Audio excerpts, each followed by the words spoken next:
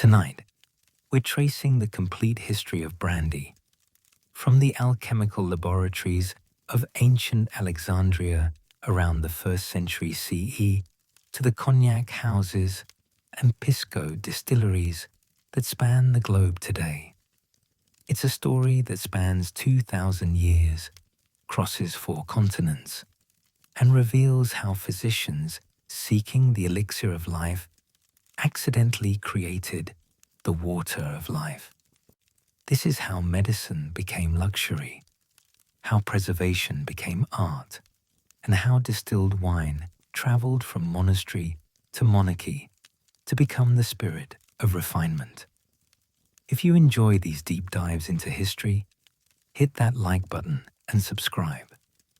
Drop a comment telling me where you're watching from and what time it is where you are.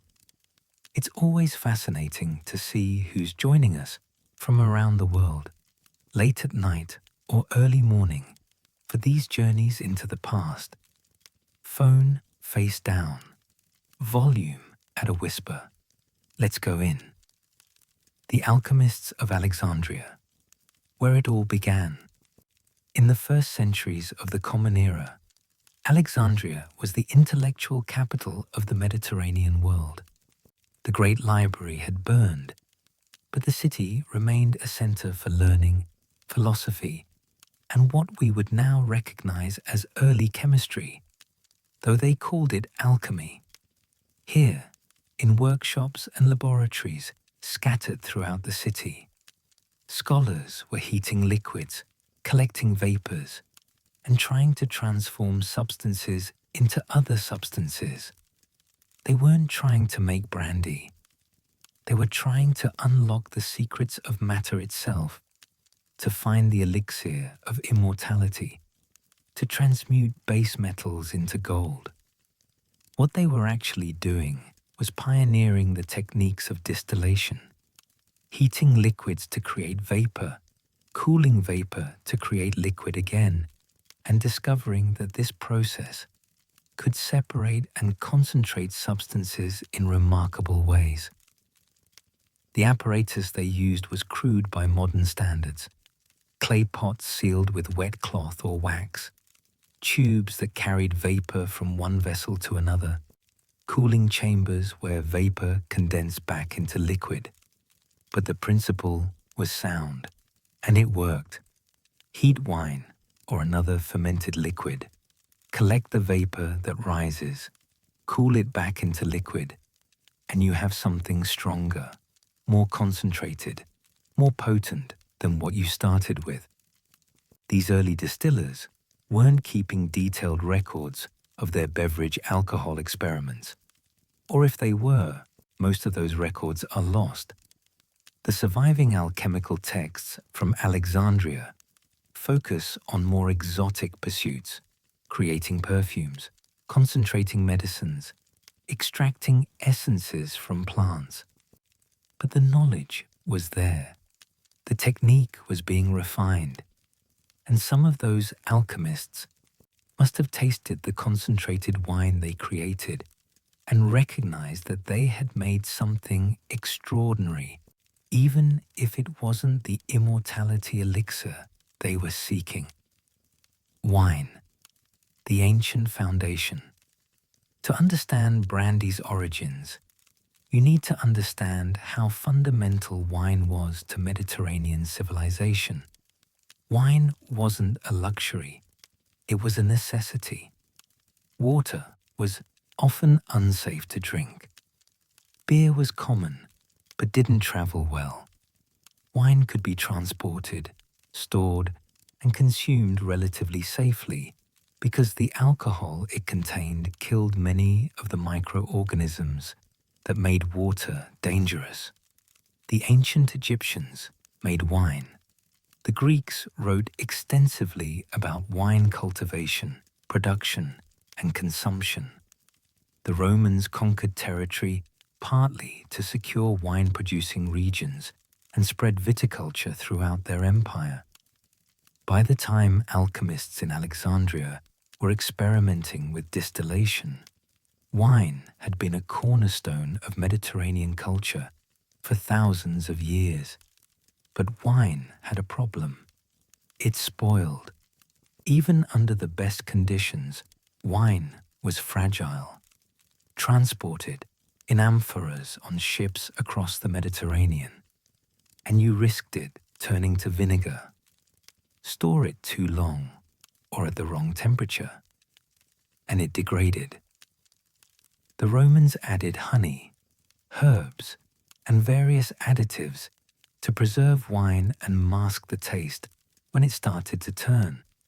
But these were imperfect solutions. This preservation problem would eventually drive the development of distilled wine, brandy, as merchants and wine producers sought ways to concentrate wine for transport and extend its viable life. But that development wouldn't happen immediately. First, the knowledge of distillation had to spread, evolve, and eventually reach the wine-producing regions of Europe. That journey would take centuries. Greek and Roman contributions. The Greeks and Romans knew about distillation, though they didn't use it for creating spirits. Greek philosophers and natural historians described distillation processes.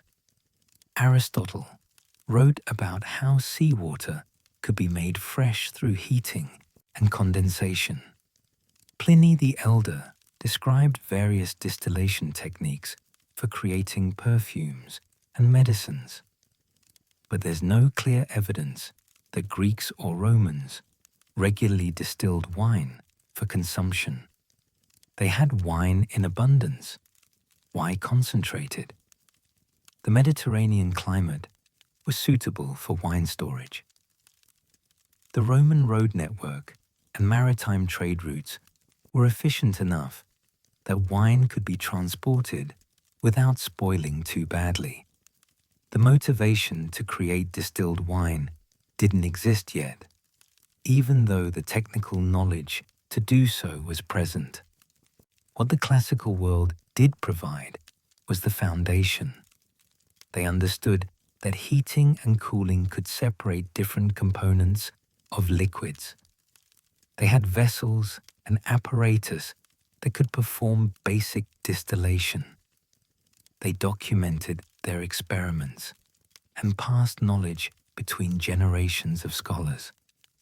When the Roman Empire fell, and this knowledge scattered across successor cultures, the groundwork was already laid for more sophisticated distillation to develop. The fall of Rome and the scattering of knowledge. The collapse of the Western Roman Empire in the 5th century CE disrupted Mediterranean trade networks, scattered scholars, and fractured the centralized knowledge that had accumulated in Roman libraries and schools. But knowledge doesn't disappear. It moves, transforms, and finds new homes in new contexts. Some of that knowledge went east to the Byzantine Empire that continued Roman traditions in Constantinople and the Eastern Mediterranean. Some went north, preserved in monasteries where Christian monks copied manuscripts and maintained libraries. And critically, some went south and east into the Islamic world that was emerging across North Africa, the Middle East, and Persia.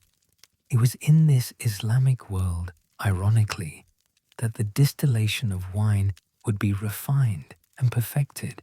Ironic because Islam forbids the consumption of alcohol. But Islamic scholars weren't distilling wine to drink it. They were distilling it as medicine, as a solvent for extracting plant essences, and as a subject of scientific inquiry. The religious prohibition on drinking alcohol didn't extend to using it for medical or scientific purposes.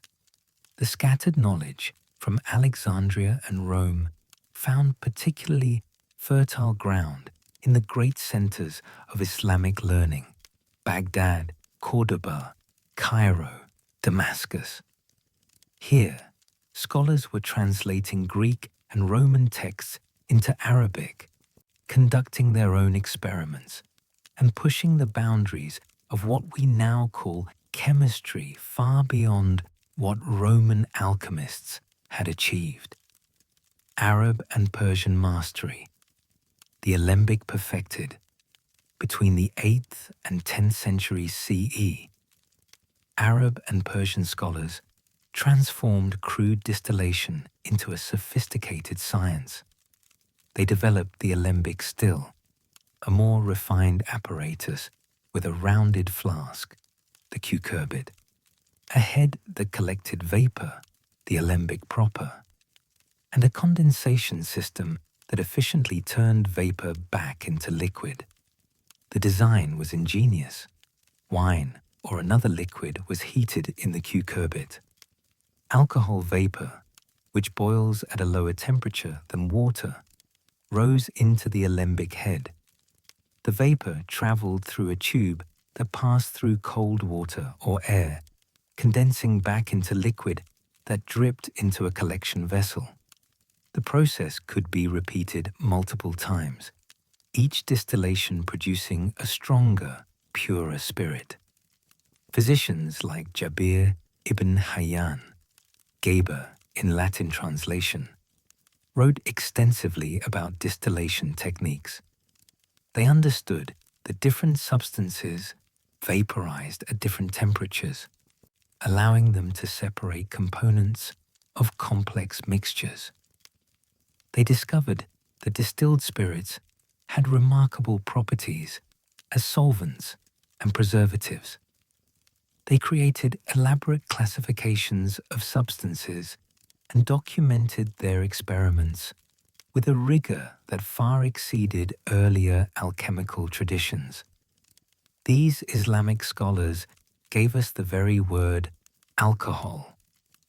It comes from the Arabic al-kul, originally referring to a fine powder used as eye makeup, kohl, but extended to mean any substance purified or refined to its essence through distillation.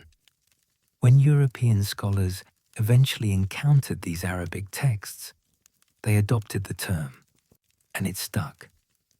Distilled wine as medicine. The primary motivation for distilling wine in the Islamic world was medical.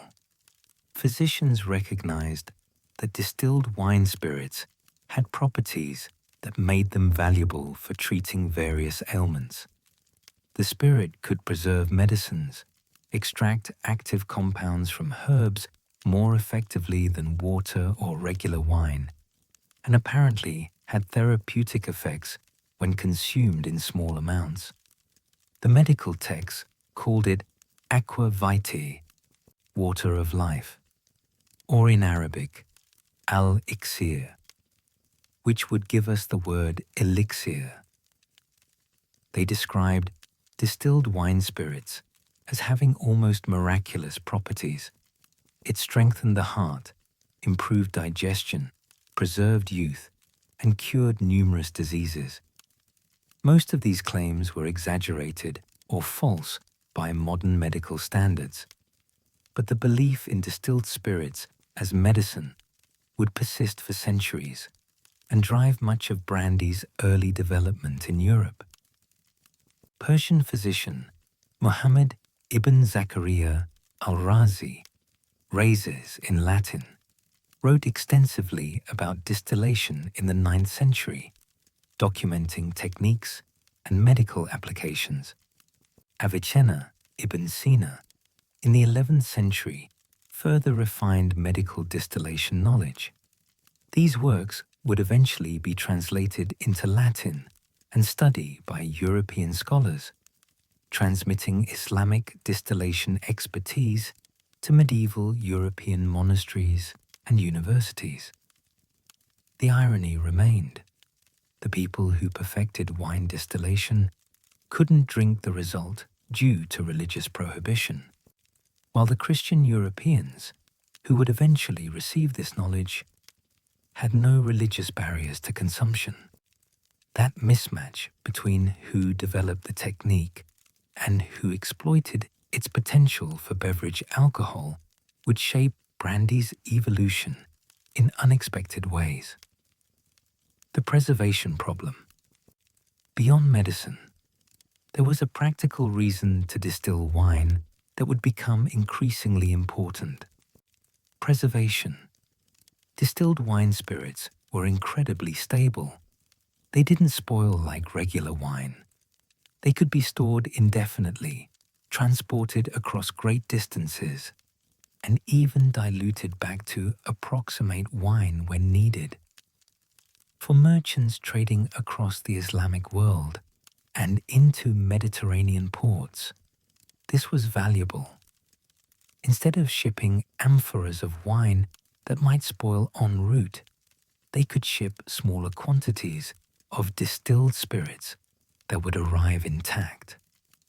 For physicians preparing medicines that needed to last, distilled spirits were far superior to regular wine as a base.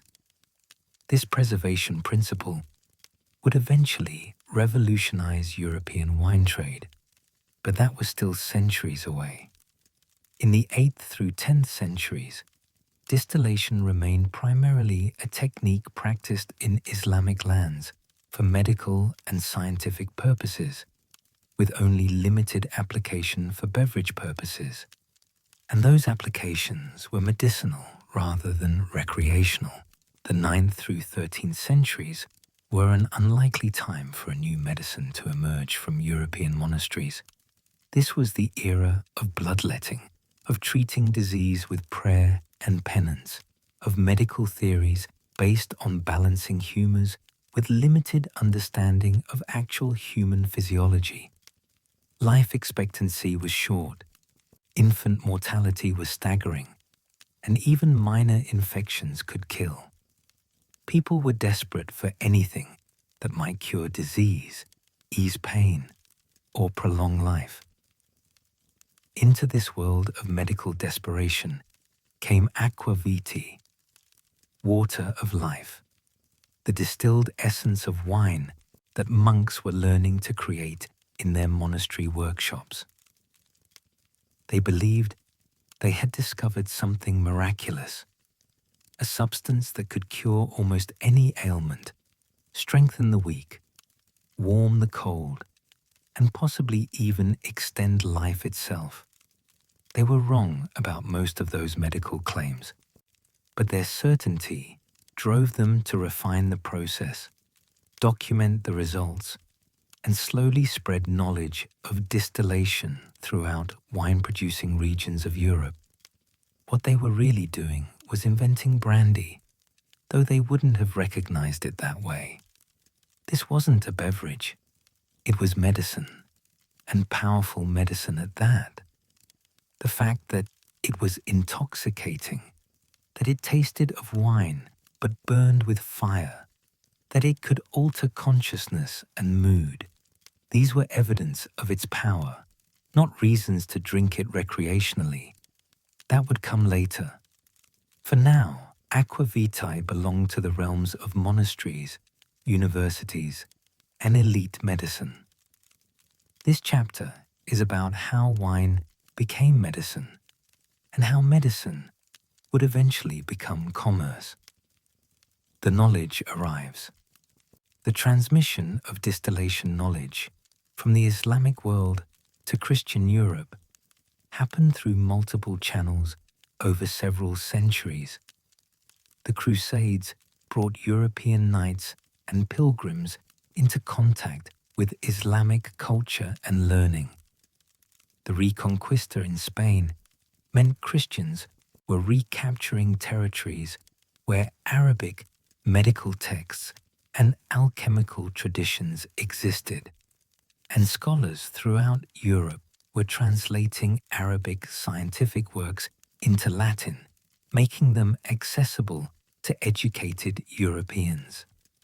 By the 9th and 10th centuries, some monasteries had crude distillation equipment and were attempting to replicate the processes described in translated texts. The results were probably terrible at first, harsh poorly distilled spirits that bore little resemblance to what we'd recognize as brandy. But the principle worked. Heat wine, collect the vapor, condense it, and you got something stronger, more concentrated, and apparently medicinal. Monasteries were ideal sites for these early experiments. They had wine from their vineyards available for sacramental use and for experimentation. They had educated monks who could read Latin medical texts and attempt to follow technical instructions. They had metal workers who could construct copper stills based on described designs. And they had infirmaries where they could test whether the distilled spirits actually had medical value. The earliest monastery distillation was probably happening in Italy and southern France, regions with strong wine traditions and proximity to Islamic Spain, where Arabic knowledge was most accessible. But gradually, knowledge spread north and west.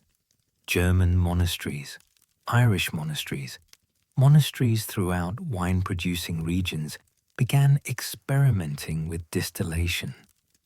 Each developed slight variations in technique.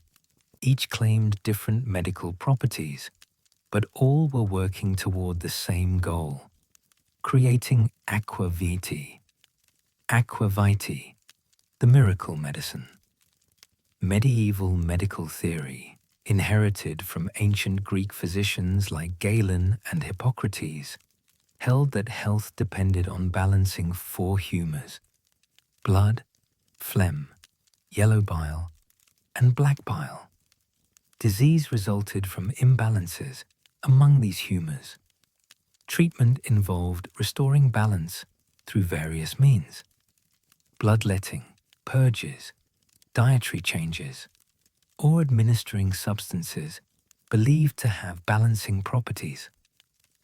Aqua vitae was understood within this framework as an extraordinarily powerful balancing agent. It was hot and dry in nature, physicians believed, which meant it could counteract cold and wet humors. It strengthened vital spirits, improved digestion, and warmed the body from within.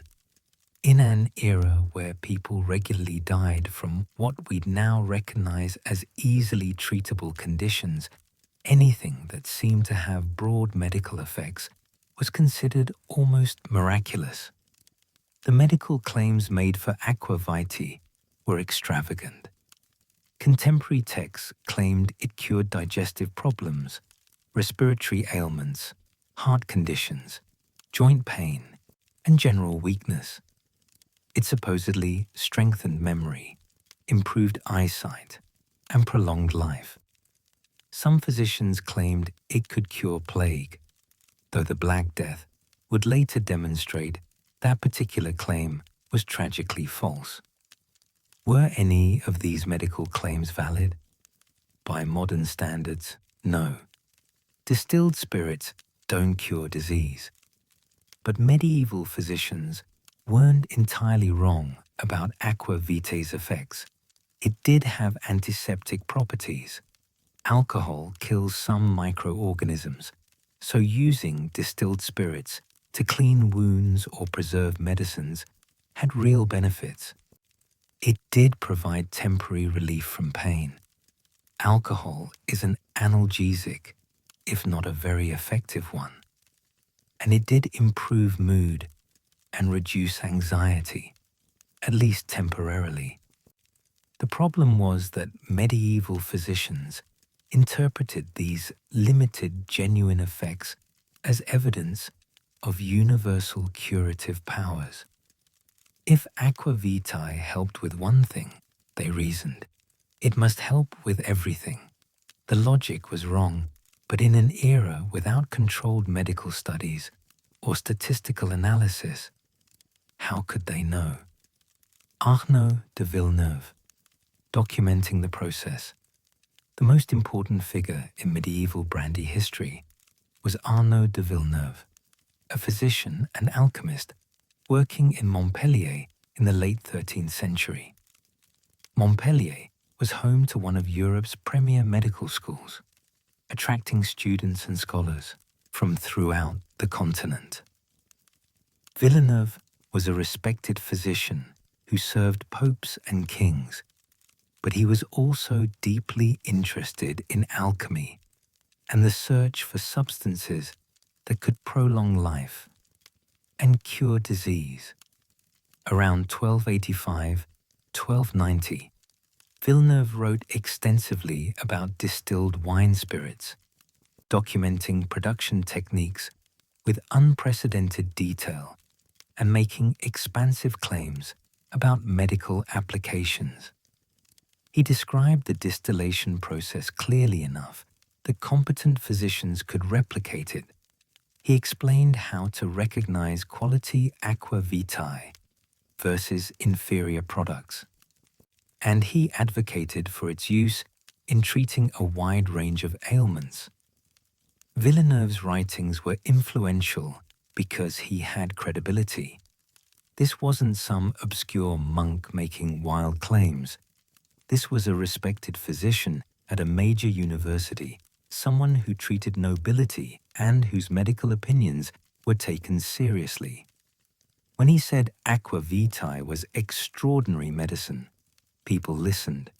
He also systematized the alchemical theory behind distillation.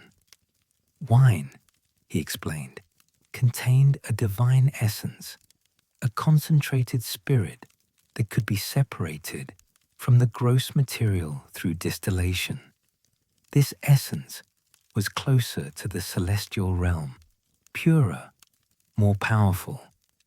By consuming this essence carefully in small medicinal doses, humans could partake of something nearly divine. This wasn't just medical theory, it was theological alchemy. The idea that distillation could separate divine essence from material substance appealed deeply to medieval Christian thinking about the nature of reality and humanity's relationship to the divine. Aqua vitae wasn't just medicine, it was proof that spiritual refinement was possible, that the gross could be made pure through knowledge and technique. The quintessence, ultimate refinement. Beyond practical medicine, medieval alchemists pursued something even more ambitious. The quintessence, the fifth essence, beyond the four elements, earth, water, air, fire, the classical philosophy recognized. The quintessence was supposedly the pure, perfect, incorruptible substance from which the heavens were made. If it could be isolated on earth, it would be the ultimate medicine, perhaps even granting immortality. Many alchemists believed repeated distillation of wine could approach or achieve the quintessence. Distill wine once and you get strong spirits. Distill it again and you get stronger spirits. Continue the process enough times, and eventually you might reach perfection. Pure spirit, incorruptible, divine. This pursuit was doomed to fail on its own terms. You can't distill wine into heaven. But the alchemical pursuit of quintessence had an important practical effect. It encouraged experimentation with multiple distillations, with different distillation temperatures, with various refinements to technique. Alchemists, trying to achieve the impossible, actually improved real distillation methods, making aqua vitae smoother, stronger, and more consistent. The multiple distillation technique, distilling the distillate again and again, produced significantly better spirits than single distillation. Each distillation removed more water and more undesirable compounds, creating cleaner, more palatable alcohol. By the 13th century, some alchemists were performing 3, 4, even more distillations, creating spirits of remarkable purity for the era. These highly distilled spirits were extremely expensive. All that repeated distillation consumed enormous amounts of wine to produce small quantities of final product. But for wealthy patrons seeking the best medicine or the closest approach to quintessence, the cost was justified.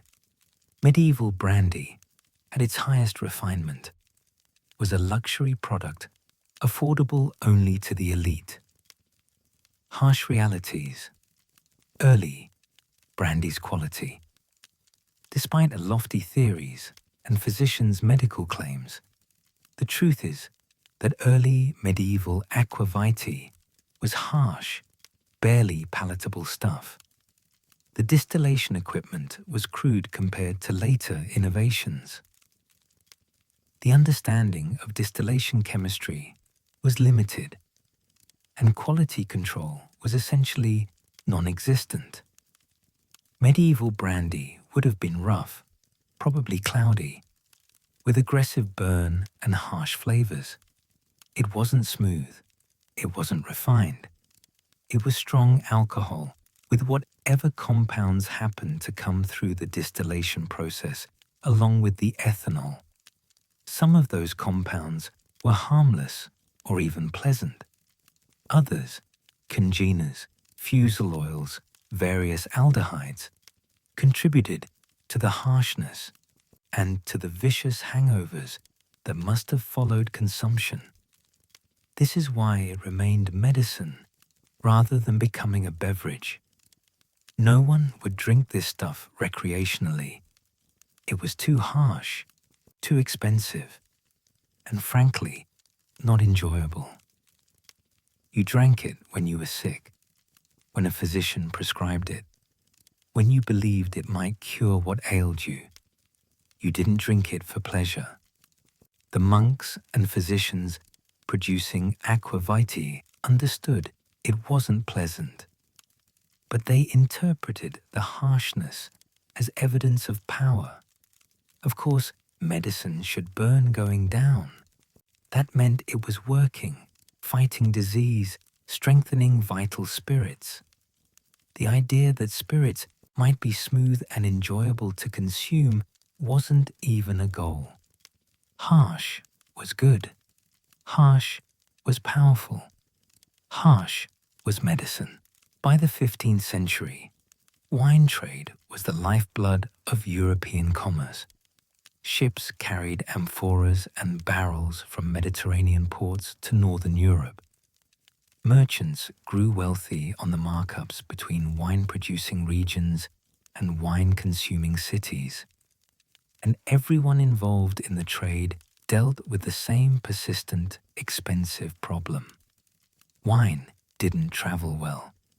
Even a short voyage could turn wine sour.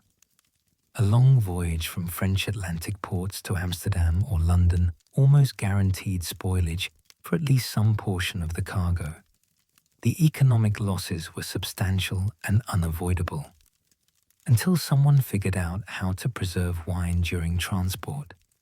The wine trade would remain limited by geography and season, and merchants would have to factor spoilage into their profit calculations. What the industry needed was innovation.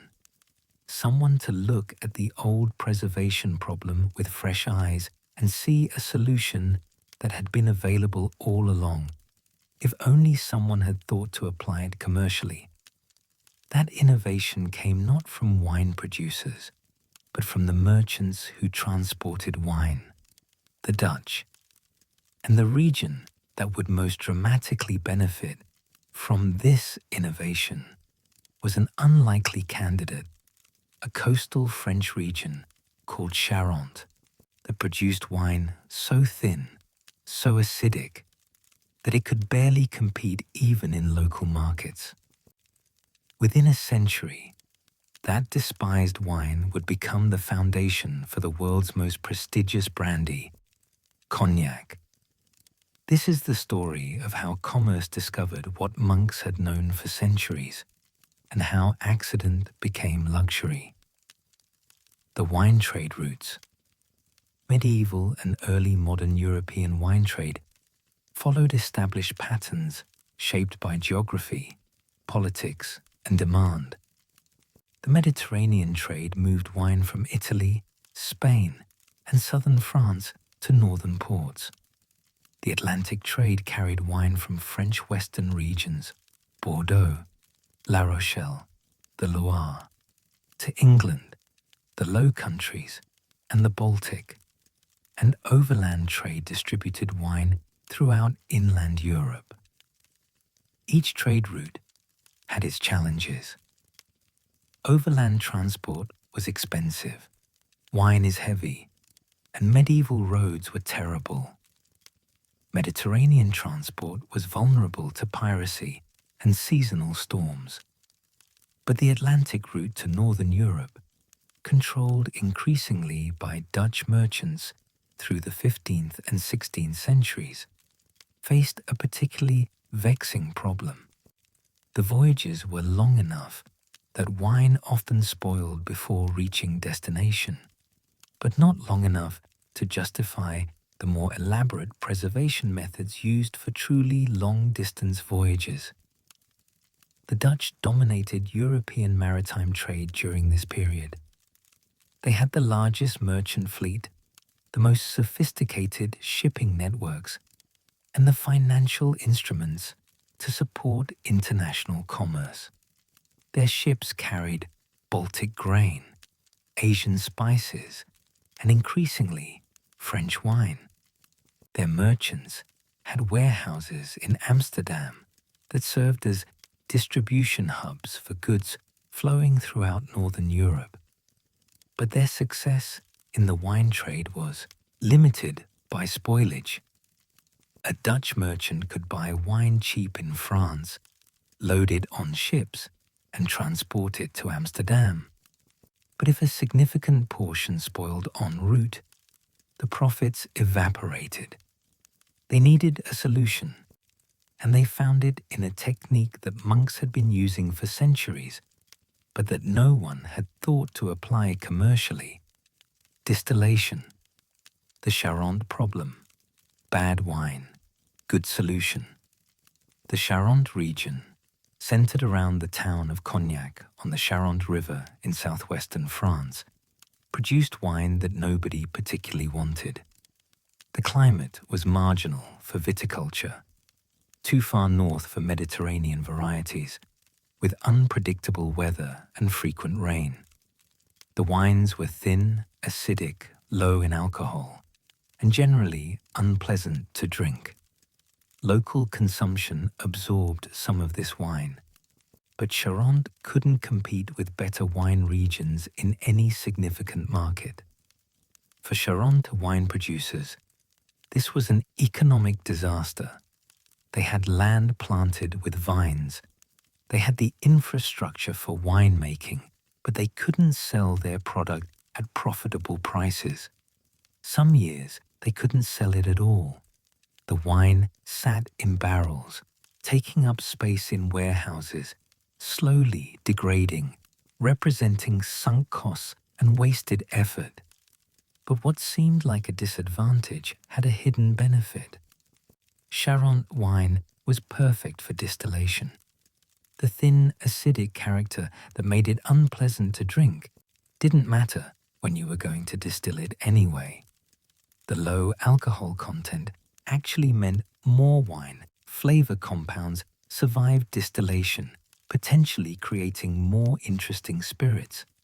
And the abundance of mediocre wine meant raw material was cheap, if you could figure out what to do with it. Dutch merchants working with Charente wine producers saw the opportunity. Instead of shipping the wine itself, which would likely spoil and was barely marketable anyway, they would distill it into spirits, ship the concentrated spirits, and then dilute them back to approximate wine at the destination. The distilled spirits were stable. They wouldn't spoil no matter how long the voyage. They took up less space per unit of alcohol, making shipping more efficient. And if the reconstituted wine wasn't exactly like the original, well, the original wasn't very good anyway. Brandewijn, the burnt wine. The Dutch called this distilled wine brandewijn, literally burnt wine, referring to the heating process of distillation. The term was practical and descriptive. This was wine that had been burnt, concentrated, transformed through fire. There was nothing romantic about the name. This wasn't medicine, wasn't aqua vitae, with its mystical medical implications. This was a shipping solution, a way to move wine concentrate that could be turned back into wine later. The Dutch pronunciation, brandewijn, would gradually morph through English and French usage into brandy, a term that would eventually apply to all distilled wine, regardless of origin or quality. But initially, brandewijn was specifically the Dutch merchant solution to the wine transport problem, and it was produced primarily in regions where the Dutch conducted their wine trade. The early brandewijn was rough. It was distilled once, maybe twice, using basic pot stills. It wasn't aged. Why age it when you were just going to dilute it back to wine anyway? It was functional rather than refined, a means to an end, rather than a product valued for its own qualities. If anyone was drinking it undiluted, they were doing so as medicine or out of curiosity, not because it was particularly pleasant. But even this crude brandewijn demonstrated something important. Distilled wine could be transported indefinitely without spoiling, making the economics of long-distance wine trade finally viable.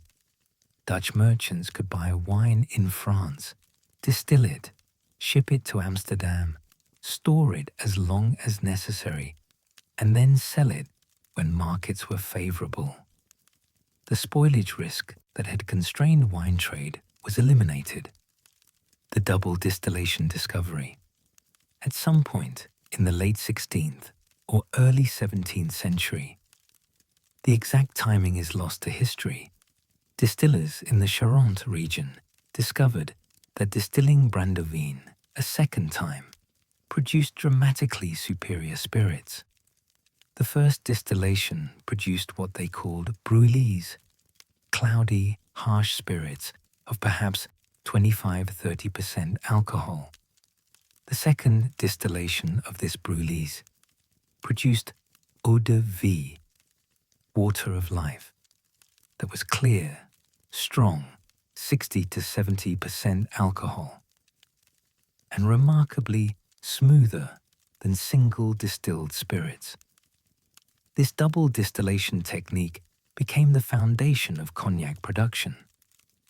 The process was more labor-intensive and produced less final product per amount of wine, but the quality difference was obvious.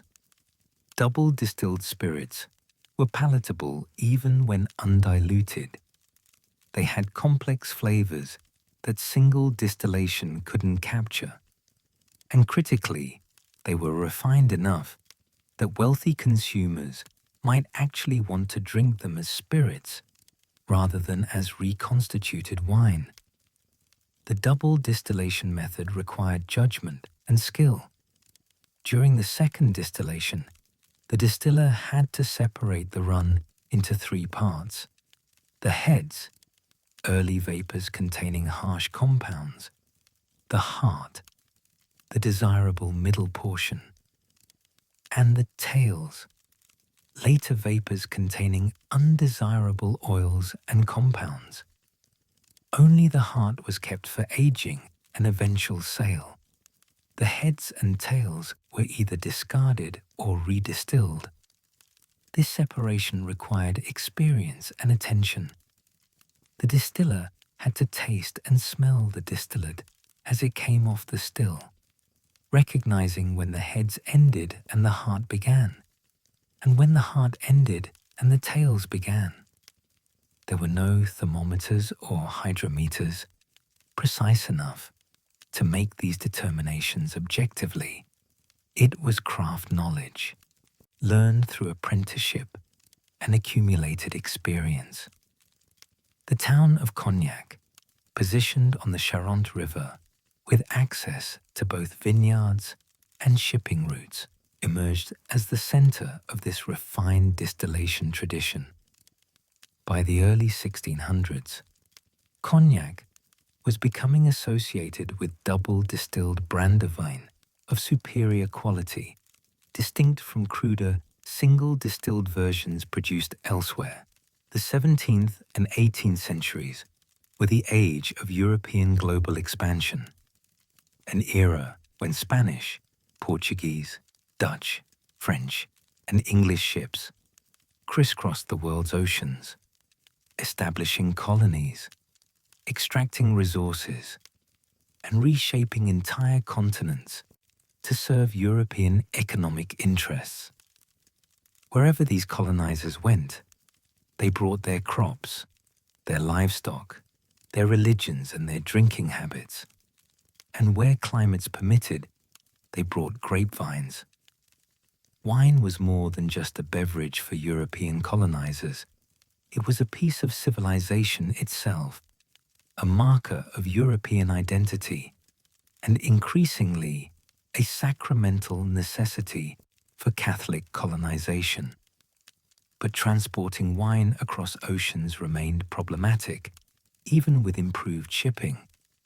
The solution, increasingly, was to transplant viticulture to colonial territories, produce wine locally, and when that wine was too poor to drink or too expensive to transport, distill it into brandy.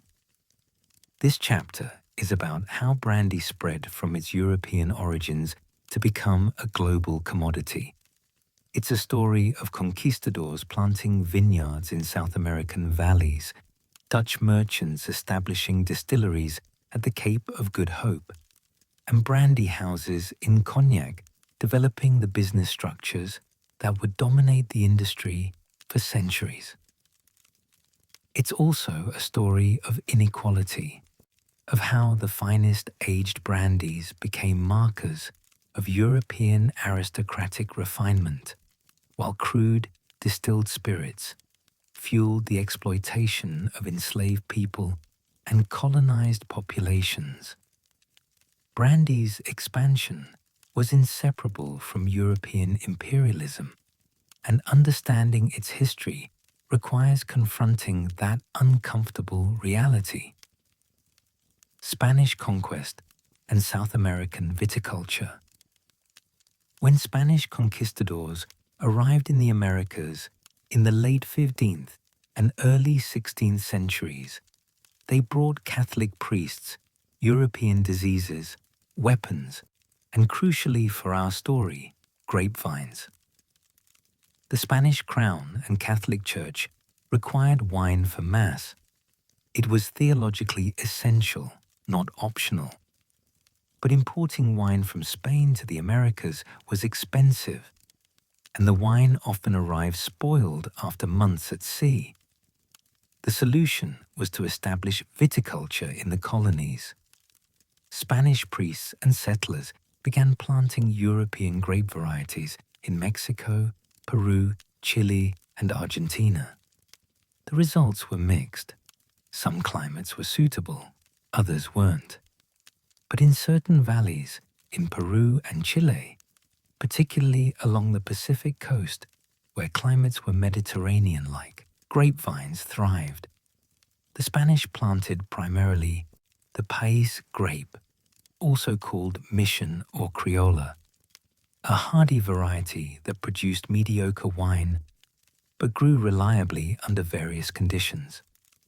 The wine was good enough for sacramental use and local consumption, though it couldn't compete with quality European wines. But like the wines of Charente, its inadequacy as drinking wine made it suitable for distillation. By the early 1600s, Peru was producing enough wine that some was being distilled. The distillation initially served the same purpose as in Europe, preservation and concentration for transport. But the distilled spirits developed their own identity, shaped by different grape varieties, different climates, and different distillation traditions. What emerged would eventually be called Pisco. Pisco, birth of a South American spirit. The name Pisco probably comes from either a Quechua word for bird or a port town in Peru, depending on which etymology you believe.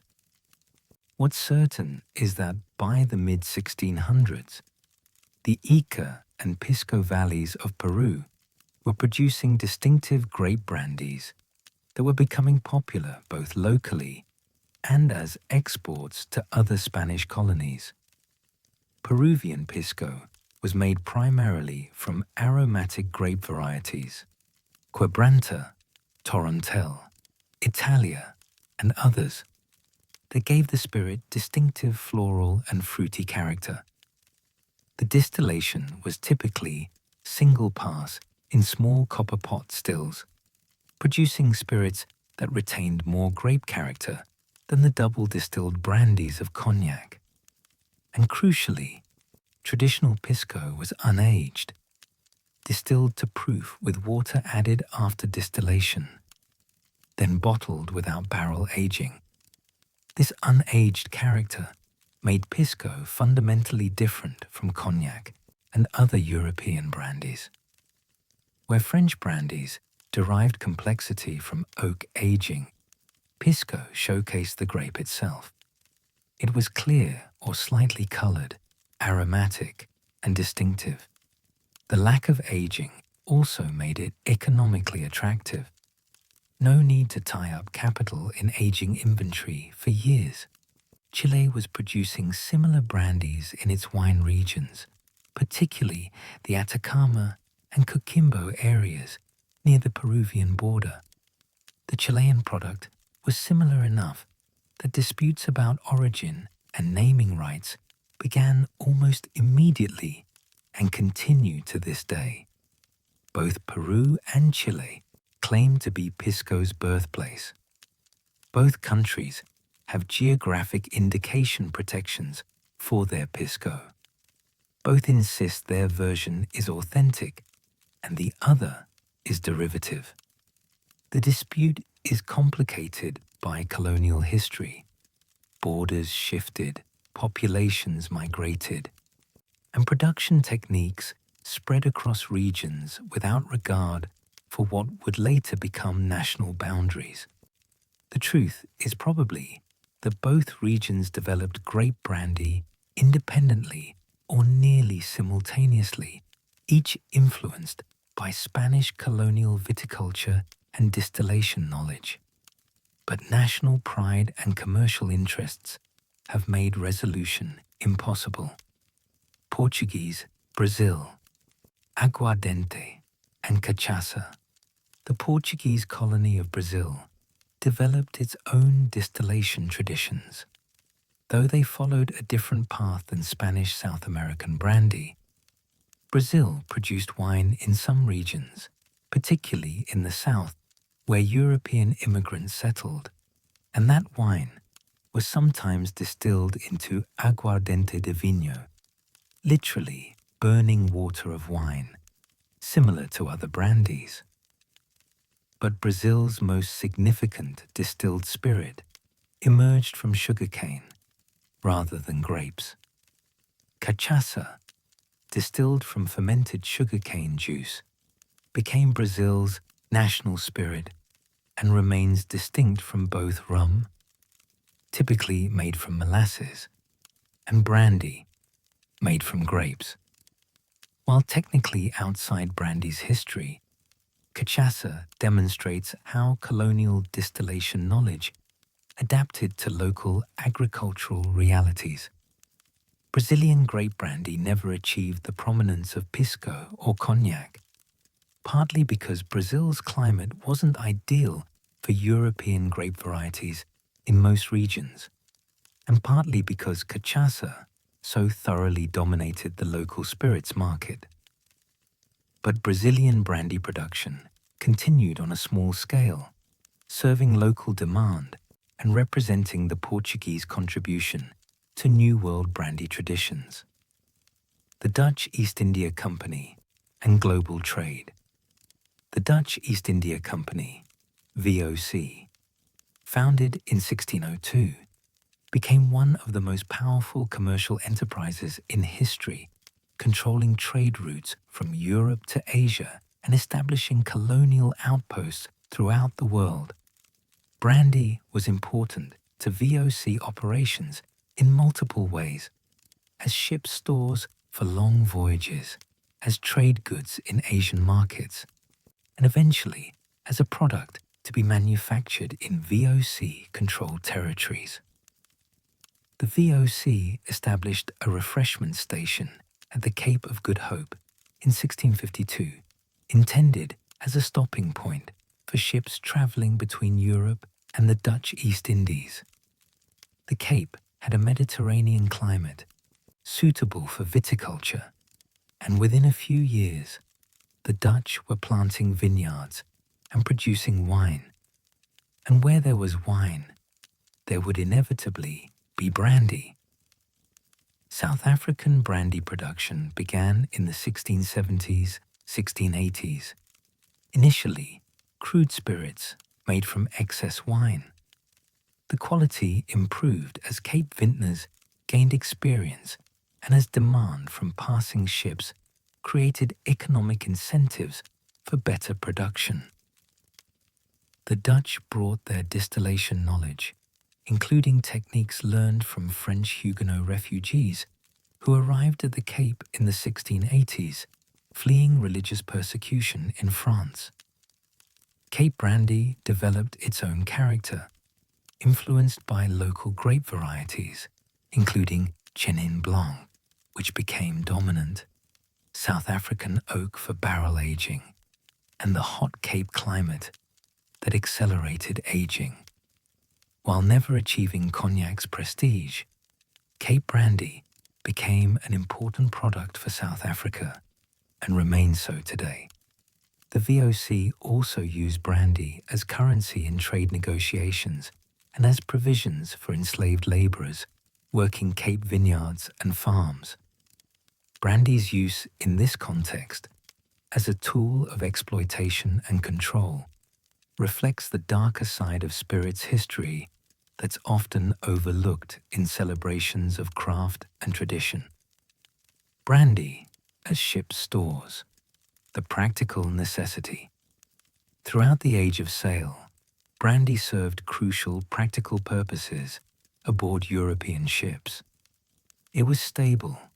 Unlike wine, it wouldn't spoil during long voyages.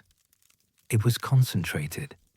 A barrel of brandy contained more alcohol than a barrel of wine, making efficient use of limited cargo space. And it served both medical and morale purposes for crews enduring months at sea under harsh conditions. Ship stores brandy wasn't premium aged cognac. It was rough, functional spirits, often cut with water before distribution to sailors. But it was valued nonetheless. A daily ration of brandy or rum was expected aboard European ships, part of the compensation for the dangerous, difficult work of sailing. Without alcohol rations, recruitment and retention of sailors would have been even more difficult than it already was. Brandy also functioned as trade goods in colonial contexts. European traders brought brandy to Africa, Asia, and the Americas as exchange items, using spirits as currency in transactions for enslaved people raw materials, and local products. The spirits trade and the slave trade were thoroughly intertwined. Rum is better known for this connection, but brandy was similarly implicated in the commercial networks that sustained European colonialism and the Atlantic slave trade. European nobility and the rise of premium brandy. While rough spirits served ships and colonies, aged brandy was becoming a luxury item for European nobility and wealthy merchants. The discovery that oak aging dramatically improved brandy's quality meant that those who could afford to age spirits for years before consumption could enjoy something remarkably refined. French brandy, particularly from cognac, established itself as the premium standard. The region's double-distilled eau de vie, aged in Limousin oak for 10, 20 or more years, developed extraordinary complexity. Vanilla, dried fruit, spice, subtle oak notes, smooth texture. This was spirits of a quality comparable to the finest wines, worthy of aristocratic tables and expensive enough that only the wealthy could regularly afford them. The development of premium brandy involved creating business structures to support long aging. A distiller who produced eau de vie and immediately sold it to merchants could recoup capital quickly, but couldn't control quality or capture the premium that aged brandy commanded. A distiller who aged their own brandy for years needed either substantial wealth or access to credit to finance inventory that wouldn't generate revenue for a decade or more. For centuries, distillation had been craft knowledge, techniques learned through apprenticeship, passed down through generations, understood empirically, but not scientifically. Distillers knew that heating wine to certain temperatures produced spirits, that copper stills worked better than other materials, that oak aging improved the product. But they didn't know why. They didn't understand the chemistry of what they were doing, the physics of vapor and condensation, or the biochemistry of how oak transformed harsh spirits into smooth luxury. The Enlightenment changed that. The 18th and early 19th centuries brought the scientific method to distillation, transforming it from art into applied science. Chemists isolated ethanol, studied its properties, and explained why distillation worked. Engineers improved still designs using principles of thermodynamics and fluid dynamics. And distillers, armed with this scientific understanding, refined their techniques to levels of precision and quality their predecessors couldn't have imagined. This was brandy's age of rationalization, when magic became chemistry, when fortunate accidents were replaced by controlled processes, and when the finest brandies became products of both craft expertise and scientific knowledge. But even as science was perfecting brandy production, a biological catastrophe was approaching that would devastate European viticulture and threaten brandy's very existence. This is the story of how brandy became modern and how that modernity was almost undone by a microscopic pest that science struggled to defeat. The Enlightenment mindset. The Enlightenment, spanning roughly the late 17th through 18th centuries, brought a fundamental shift in how educated Europeans understood the world. Instead of accepting traditional knowledge uncritically, Enlightenment thinkers insisted on observation, experimentation, and rational explanation. Everything was subject to inquiry, including processes that had been practiced for centuries without scientific understanding. Distillation was a perfect subject for this scientific approach. It was economically important, widely practiced, and poorly understood. Why did heating wine produce stronger spirits? What exactly was being separated during distillation? Why did some distillation methods produce better results than others? These weren't idle questions. They were practical problems with commercial implications. Anyone who could answer them scientifically could potentially improve brandy production and profit from that improvement. The French, particularly, brought scientific rigor to brandy.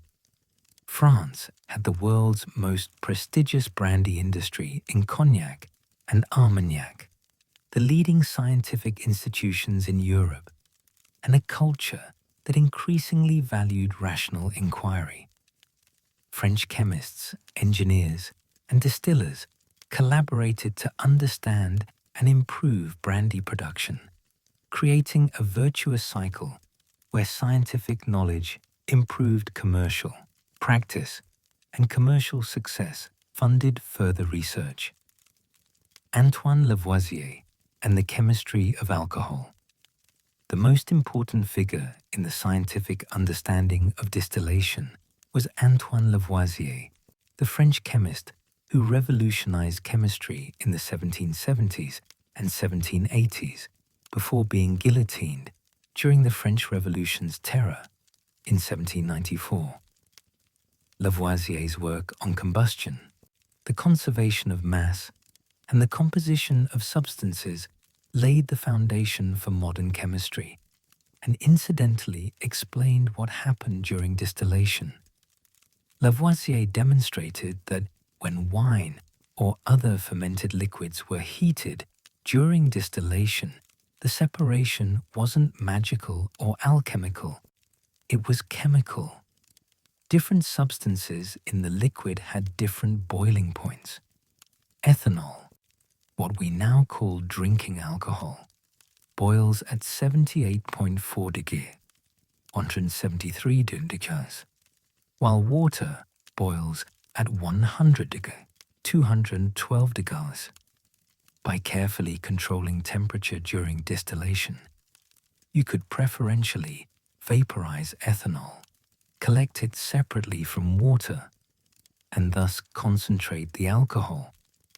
This explained why distillation worked and why careful temperature control mattered. It also explained why multiple distillations produce stronger spirits. Each distillation further concentrated the ethanol while leaving behind more water and other compounds. Lavoisier's chemistry transformed distillation from mysterious process into understandable science.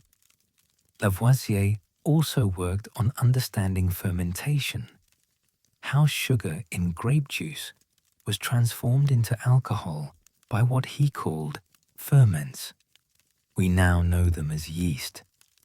While his understanding was limited by the absence of microbiology, Pasteur's work on yeast wouldn't come until the 1850s, 1860s. He moved fermentation from supernatural explanation toward biological understanding. The scientific community built on Lavoisier's work throughout the early 19th century, further refining the chemistry of alcohol. Researchers isolated pure ethanol, identified the various congeners and other compounds present in spirits, and began understanding how different production methods affected the chemical composition of final products. By the 1830s, 1840s, distillation was becoming genuinely scientific, with chemical analysis supplementing traditional sensory evaluation. Engineering. Better stills. Scientific understanding enabled engineering improvements. If you understood that distillation worked through differential boiling points, you could design stills that precisely controlled temperature and maximized separation efficiency. If you understood the physics of vapor movement and condensation, you could optimize still shape and condenser design. And if you understood that certain metals imparted undesirable flavors, while copper had beneficial catalytic effects, you could make informed material choices. The traditional Charentes pot, still used in cognac, was refined through the late 18th and early 19th centuries based on these principles. The onion shape of the cucurbit, the vessel where wine was heated, and the swan neck leading to the condenser weren't just aesthetic. They were functional designs that influenced vapor flow and improved separation. The size ratio between different parts of the still affected final spirit character. Even details like the thickness of copper walls mattered for heat distribution and durability. Cognac producers standardized around these refined pot stills, creating regional consistency while still allowing individual distillers to develop distinctive character through variations in temperature control, cup points, and distillation time. The result was cognac that was both consistent enough to support reliable commercial brands and varied enough to allow for blending complexity. In Armagnac, innovation took a different direction. Jean-Baptiste Cellier Blumenthal, working with local distillers, adapted the continuous column still concept for Armagnac production around 1818. The Armagnac column still was smaller and simpler than industrial column stills used for neutral spirits, producing a single-pass distillation that retained more wine character than double-pot still distillation, but was more efficient than traditional methods. This represented a philosophical divide that persists today. Should brandy distillation maximize character retention, pot stills, single pass, or double distillation? Or should it maximize efficiency and refinement, column stills, continuous operation? Both approaches produced quality brandy, but the styles were different, and each region defended its methods as superior, understanding heads, hearts, and tails. And one of the most important scientific insights for brandy production was understanding that distillate isn't uniform. It changes composition as distillation progresses. The early vapors, heads, contain volatile compounds like methanol, acetone, and various aldehydes that are undesirable or even toxic. The middle portion, hearts, contains primarily ethanol with desirable flavor compounds. The later vapors, tails, contain heavier alcohols, fusel oils, which contribute harshness and off flavors. Traditional distillers had learned empirically to discard or redistill the heads and tails, keeping only the hearts. But understanding the chemistry explained why this practice mattered and allowed more precise decisions about where to make cuts. Different distillers could make cuts at different points, creating signature styles while avoiding the genuinely problematic compounds in heads and tails. This knowledge also explained why methanol poisoning occurred with poorly made spirits. Methanol, wood alcohol, is toxic, causing blindness and death even in relatively small quantities. It's present in small amounts in all fermented beverages and concentrates in the heads during distillation. Proper distillation technique removes it, but careless or ignorant distillers who didn't properly separate heads could produce dangerous spirits. understanding this chemistry made brandy production safer. The recognition that hearts could be further divided, that even within the desirable middle cut, there were qualitative variations, led to even more sophisticated distillation practices. Master distillers learned to recognize subtle shifts in aroma and taste as distillation progressed, making multiple cuts that allowed for complex blending later. This turned distillation from a binary decision, keep or discard, into a nuanced craft with many gradations. The science of oak aging. Oak aging had been practiced for centuries, but scientific understanding of why it worked came gradually through the 19th century. Chemists analyzing aged versus unaged brandy discovered that oak contributed multiple important effects, each with distinct chemical mechanisms. Tannins from the oak provided structure and astringency, much as they do in wine. But in spirits, tannin extraction happened more rapidly due to higher alcohol content, and the effects were different, adding complexity without excessive bitterness when aging times and oak selection were appropriate. Oxidation occurred slowly through the oak staves, with oxygen seeping into the barrel and reacting with compounds in the spirit. This oxidation mellowed harsh alcohols, created new flavor compounds, and integrated different elements of the spirit's character. The angel's share, the portion of spirit lost to evaporation during aging, was actually beneficial in small amounts, concentrating flavors and allowing controlled oxidation. Esterification, chemical reactions between acids and alcohols creating fruity ester compounds, occurred during aging, adding complexity and smoothness. The longer spirits aged, the more esters formed, contributing to the superior character of well-aged brandies.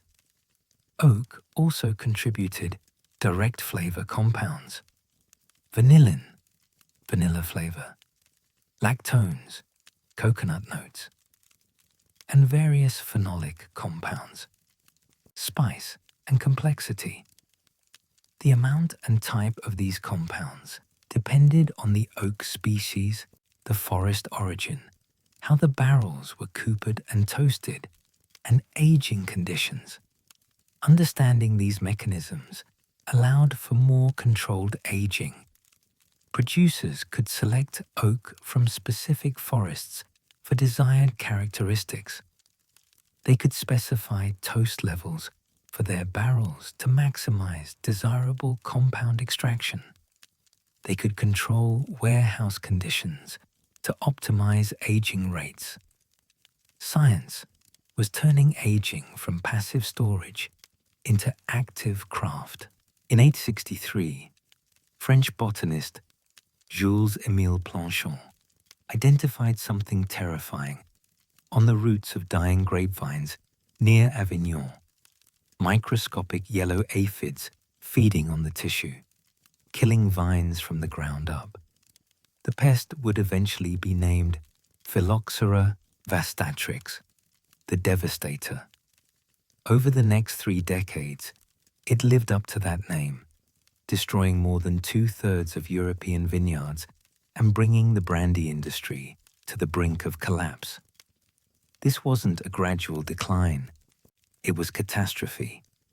Vineyards that had produced grapes for centuries died within years of infestation. French brandy production, which had reached historic highs in the 1870s, collapsed by more than 80% by the 1890s. Brandy houses that had operated continuously since the early 18th century faced bankruptcy, and grape farmers throughout Europe watched helplessly as their livelihoods literally withered and died in the fields. But crisis also drove transformation.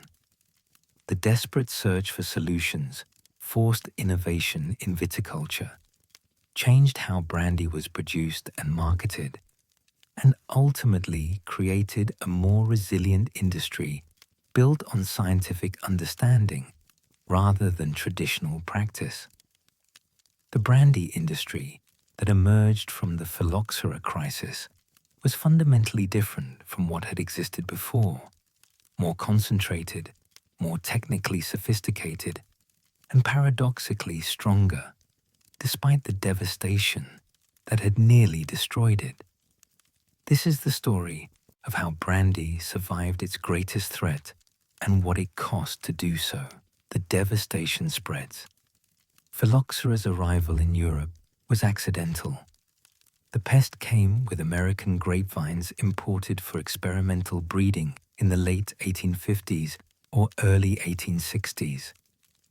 American grape species, like Vitis labrusca, had co-evolved with phylloxera and developed resistance. But European Vitis vinifera grapes, isolated from the pest for millennia, had no defenses. The spread was initially slow, localized around the sites where infected American vines had been planted. But by the late 1860s, phylloxera was appearing in multiple French wine regions simultaneously. By the 1870s, it was a recognized crisis. And by the 1880s, it had spread throughout France, into Spain, Portugal, Italy, and eventually the rest of Europe. Cognac's devastation was particularly severe. The region's chalky soils, which had been considered ideal for viticulture, provided perfect conditions for phylloxera to thrive. Vineyards that had produced grapes since the Middle Ages were dead within 3 to 5 years of infestation.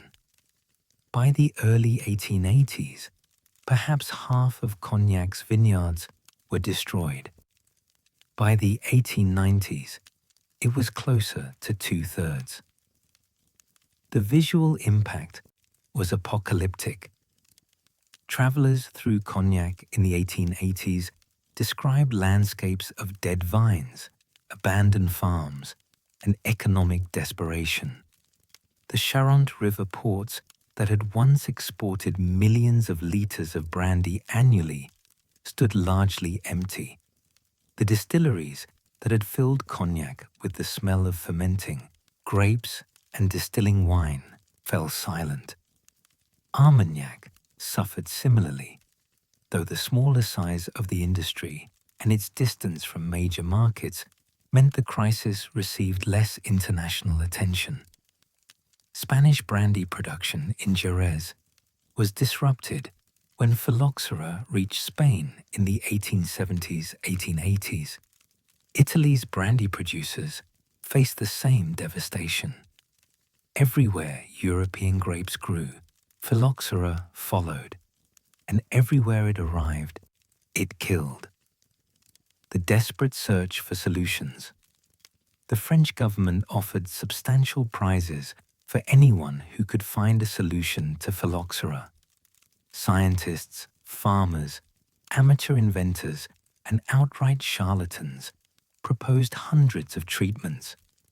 Almost none worked, and some made the situation worse. Chemical treatments were tried first. Carbon disulfide, injected into soil around vines, showed some effectiveness.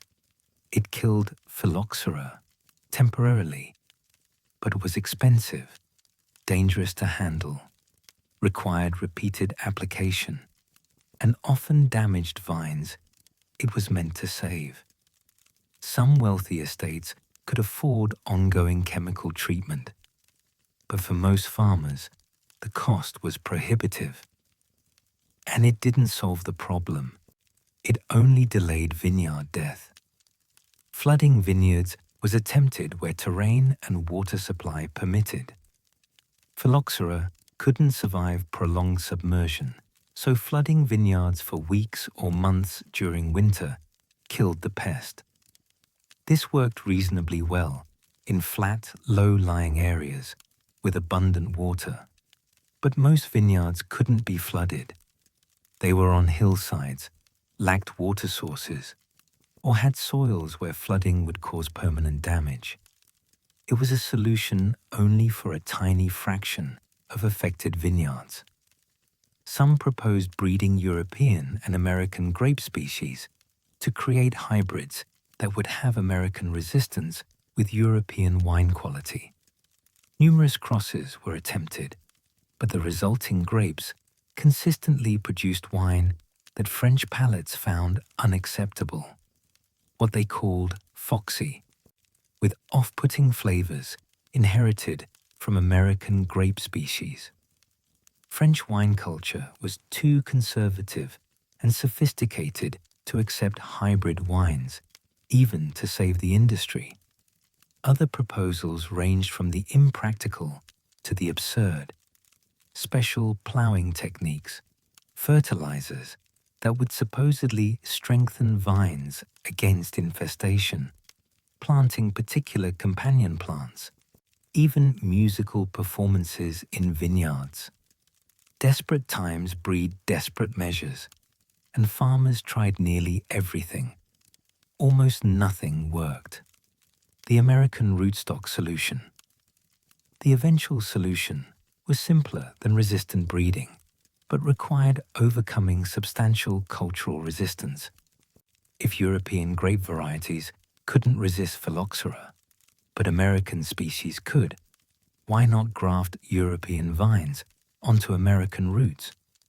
The resulting plant would have American roots that resisted phylloxera underground and European vines that produce quality grapes above ground. The idea wasn't entirely new.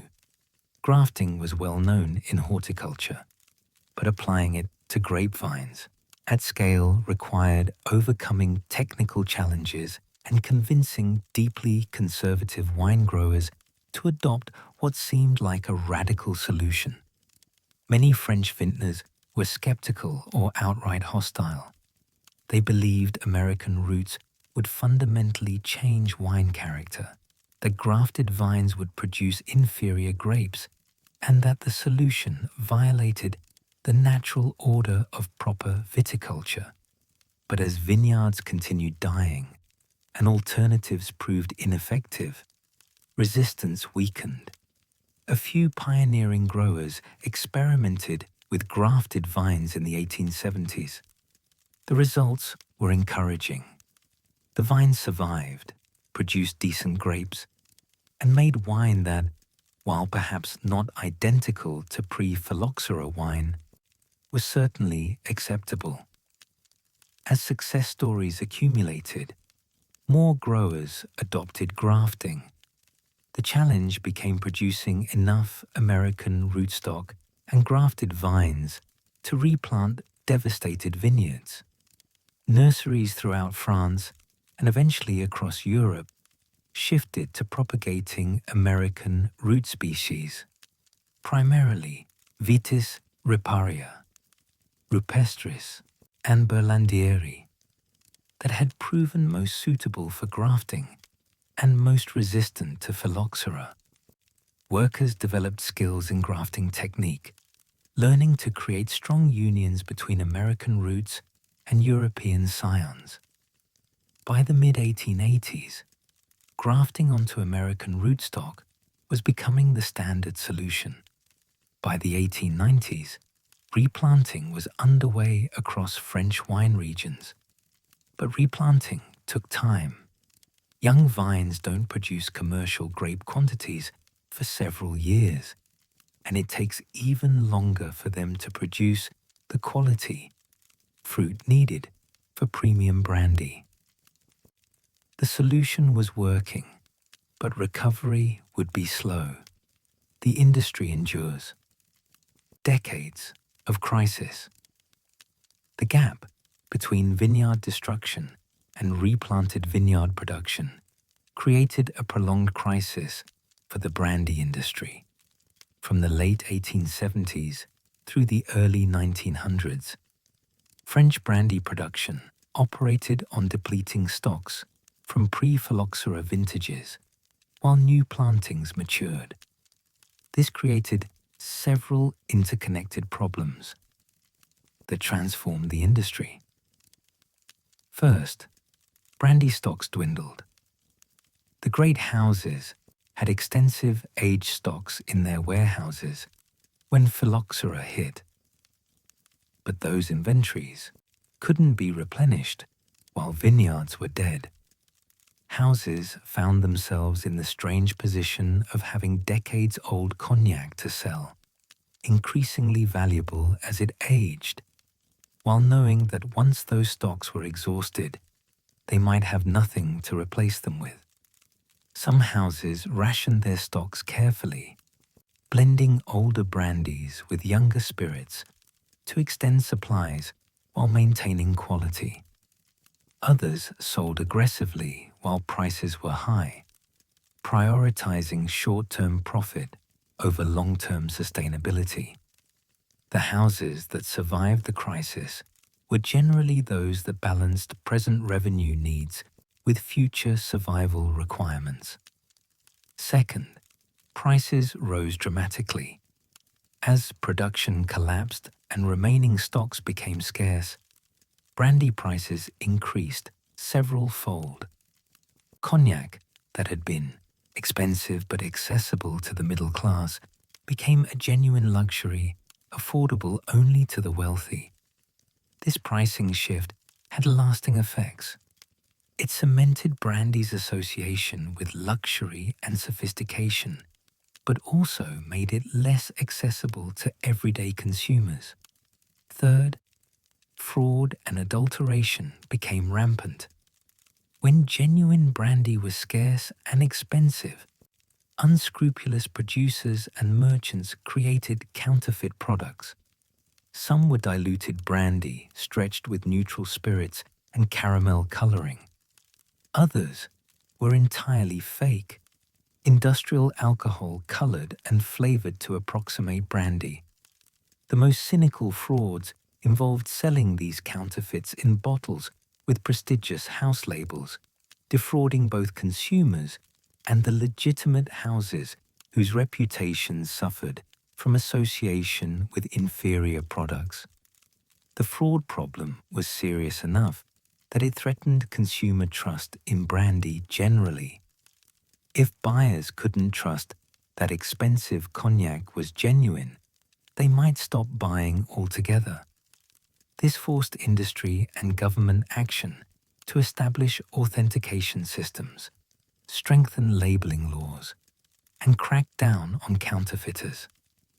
The crisis accelerated regulatory development that made the brandy industry more transparent and accountable. Consolidation and concentration. The economic stress of the phylloxera crisis accelerated industry consolidation that had already begun. Small producers, family operations that had distilled wine for generations, often couldn't survive years of reduced or zero production. They sold their brands, their aging stocks, and their equipment to larger houses that had deeper capital reserves. The great houses emerged from the crisis larger and more dominant. Hennessy, Martell, Remy Martin, and others acquired smaller producers, expanded their control over the region, and concentrated the brandy business into fewer hands. This consolidation wasn't unique to cognac. It occurred throughout French wine and brandy regions and in brandy-producing regions across Europe. Consolidation had mixed effects. On one hand, it created more stable businesses with resources to invest in recovery, rebuild vineyards, and maintain quality standards through the crisis. The large houses had the capital to wait for replanted vineyards to mature and the international distribution networks to maintain sales even as production declined. On the other hand, consolidation reduced diversity concentrated profits among fewer owners, and arguably reduced the region's distinctive character.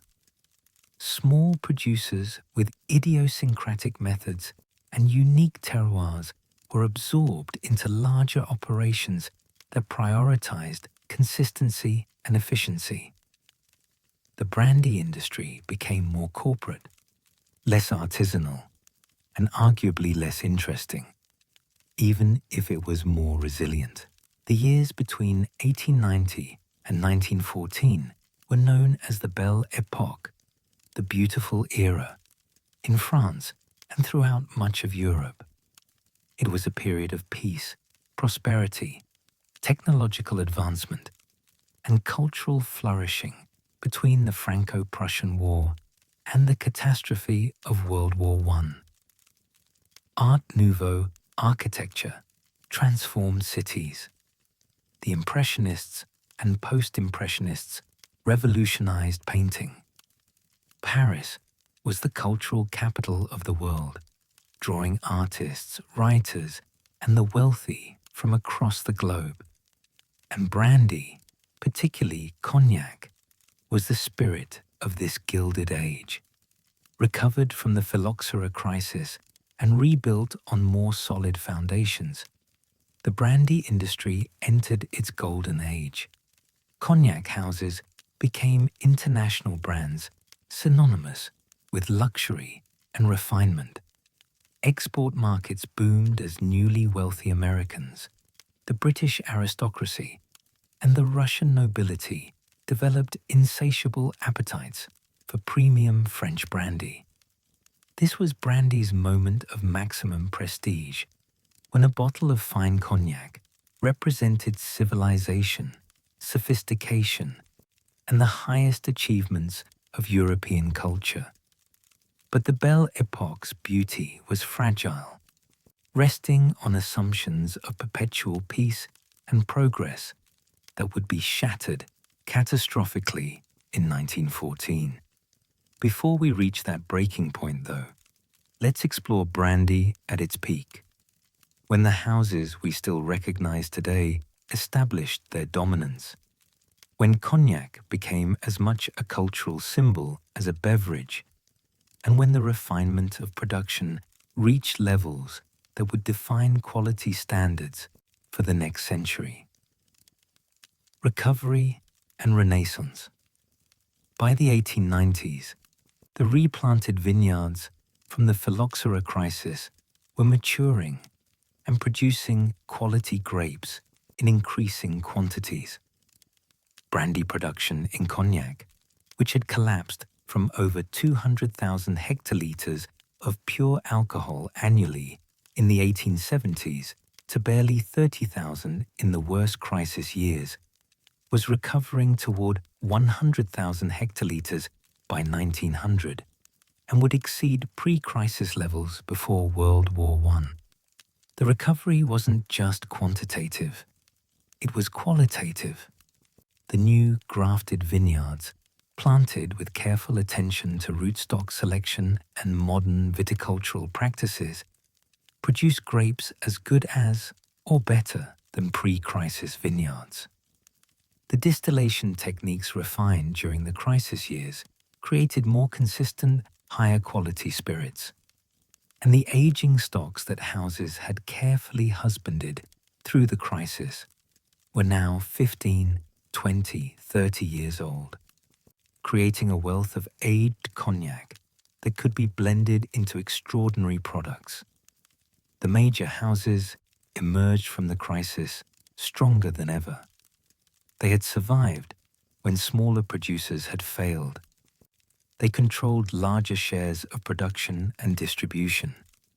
They had international recognition and established markets. And they were ready to capitalize on the cultural moment that made premium cognac the ultimate status symbol. The great houses established dominance. The houses that would dominate cognac for the next century solidified their positions during the Belle Époque. Hennessy, founded in 1765, had become the largest cognac producer by far, exporting millions of bottles annually to markets worldwide. Their distinctive star system for indicating quality and the Hennessy name itself became synonymous with cognac in many markets. Martell, founded in 1715, positioned itself as the oldest of the great houses, emphasizing tradition and heritage. Their Cordon Bleu, introduced in 1912, would become one of the most recognized cognac expressions and remains in production today. Martell particularly cultivated British markets, where they had distributed since the 18th century. Rémy Martin, founded in 1724, distinguished itself by focusing exclusively on fine champagne cognac, spirits made only from grapes grown in the Grand Champagne and Petit Champagne sub-regions, considered the finest terroir in cognac. This positioning at the absolute premium tier of the market allowed Rémy Martin to command the highest prices and attract the most discerning consumers. Courvoisier, with roots in the early 19th century, but expanding dramatically during the Belle Époque, marketed itself as the cognac of Napoleon. Whether or not the historical Napoleon actually preferred their cognac is debatable, but the marketing association with imperial grandeur proved irresistible to consumers seeking prestige. Their distinctive Josephine bottle and imperial imagery created strong brand recognition. These houses, and several others, Camus, Delamain, Hine, and more, created an oligopoly controlling most cognac production and virtually all international distribution. They competed fiercely for market share, but also cooperated informally to maintain quality standards, defend the cognac appellation, and promote French brandy generally. The house system that had emerged gradually over the 18th and 19th centuries reached its mature form during the Belle Époque. Export markets, global appetites for French luxury. The Belle Époque cognac boom was driven by export markets. France itself consumed significant cognac, but the real growth came from abroad. Three markets were particularly important: Britain, America, and Russia. Britain had been importing cognac since the 18th century, but consumption exploded during the Belle Époque. The British upper classes developed elaborate rituals around cognac consumption. After-dinner drinks in gentlemen's clubs, cognac and cigars in private libraries, cognac at grand hotels. British officers in India and throughout the empire maintained supplies of cognac as markers of civilization and continuity with home.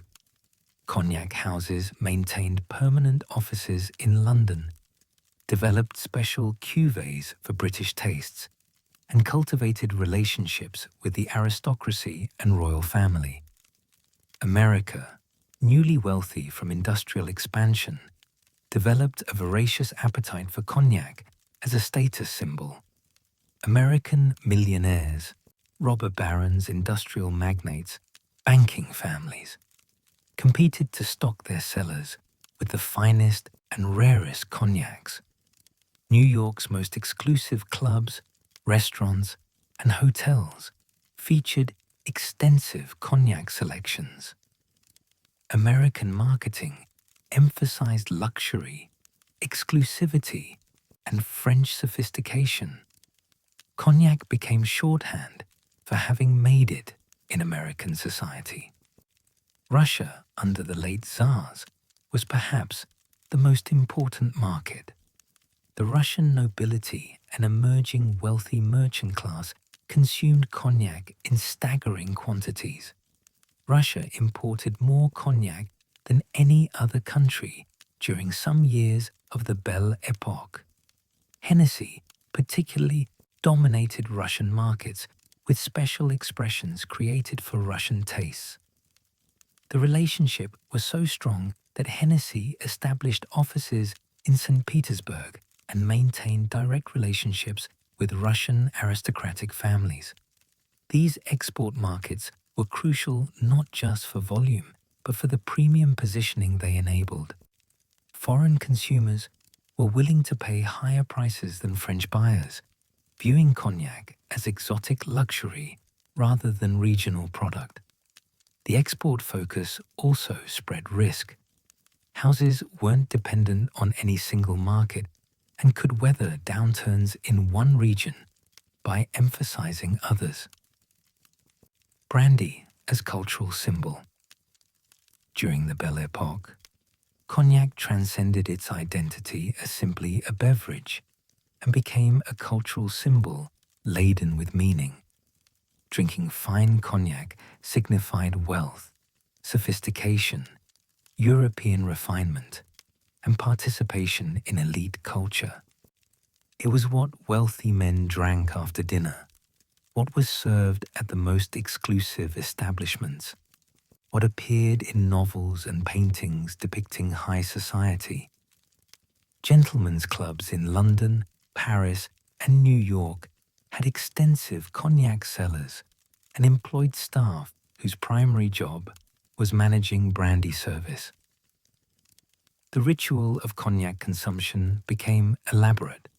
Snifters warmed by candlelight or hand, careful tasting to appreciate complexity, pairing with cigars chosen to complement specific cognacs.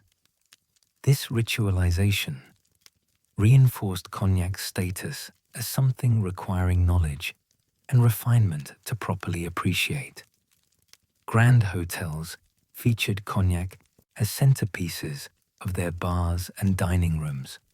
The Ritz in Paris, the Savoy in London, the Plaza in New York, all maintained legendary cognac collections and employed sommeliers who specialized in spirits service.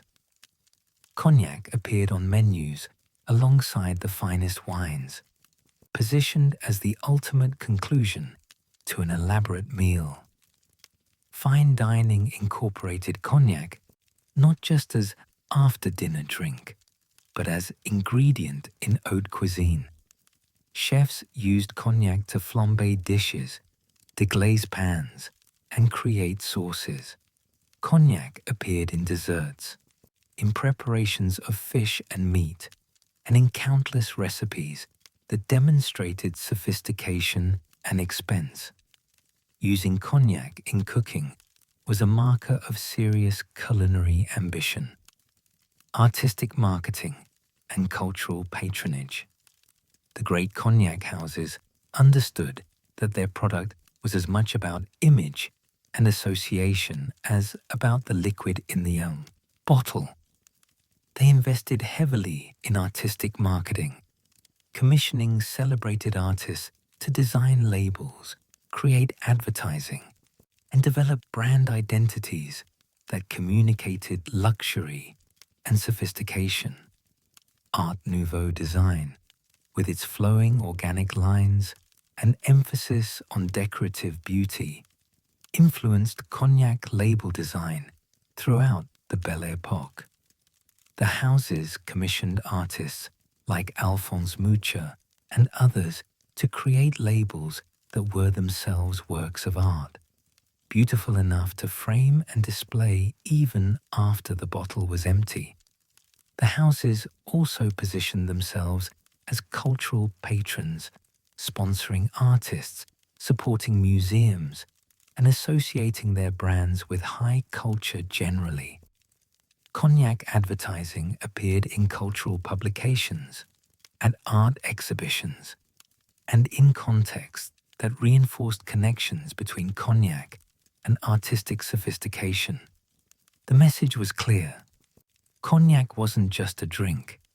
It was part of a refined lifestyle that included art, literature, music, and other markers of cultural achievement. This cultural positioning had commercial purpose. It justified premium prices and created aspirational appeal. But it also reflected genuine belief among house owners and managers that they were producing something culturally significant, not just commercially valuable. Cognac was French patrimony, an expression of French civilization, worthy of the artistic and cultural treatment accorded to other products of French genius, regional identity, and legal protection. As Cognac's commercial success grew, protecting the name and defining the appellation became increasingly important. The houses, working with growers and government, established what would eventually become the AOC, Appellation d'Origine Contrôlée system, legally defining what could be called cognac. Geographic boundaries were precisely mapped, defining the 6 crus: Grand Champagne, Petit Champagne, Borderies, Fin Bois, Bons Bois, and Bois Ordinaires. Only brandy made from grapes grown, vinified, and distilled within these regions could legally be called cognac. Production methods were specified: double distillation in Charente, copper pot stills, aging in oak barrels, minimum aging periods for different quality designations. This legal protection served multiple purposes. It prevented inferior brandies from other regions trading on cognac's reputation. It maintained quality standards by mandating production methods. And it created a monopoly on the cognac name that added value to the product and protected producers' investments. Armagnac developed parallel protections, defining its own appellation and production methods distinct from cognac. The regions maintained friendly rivalry.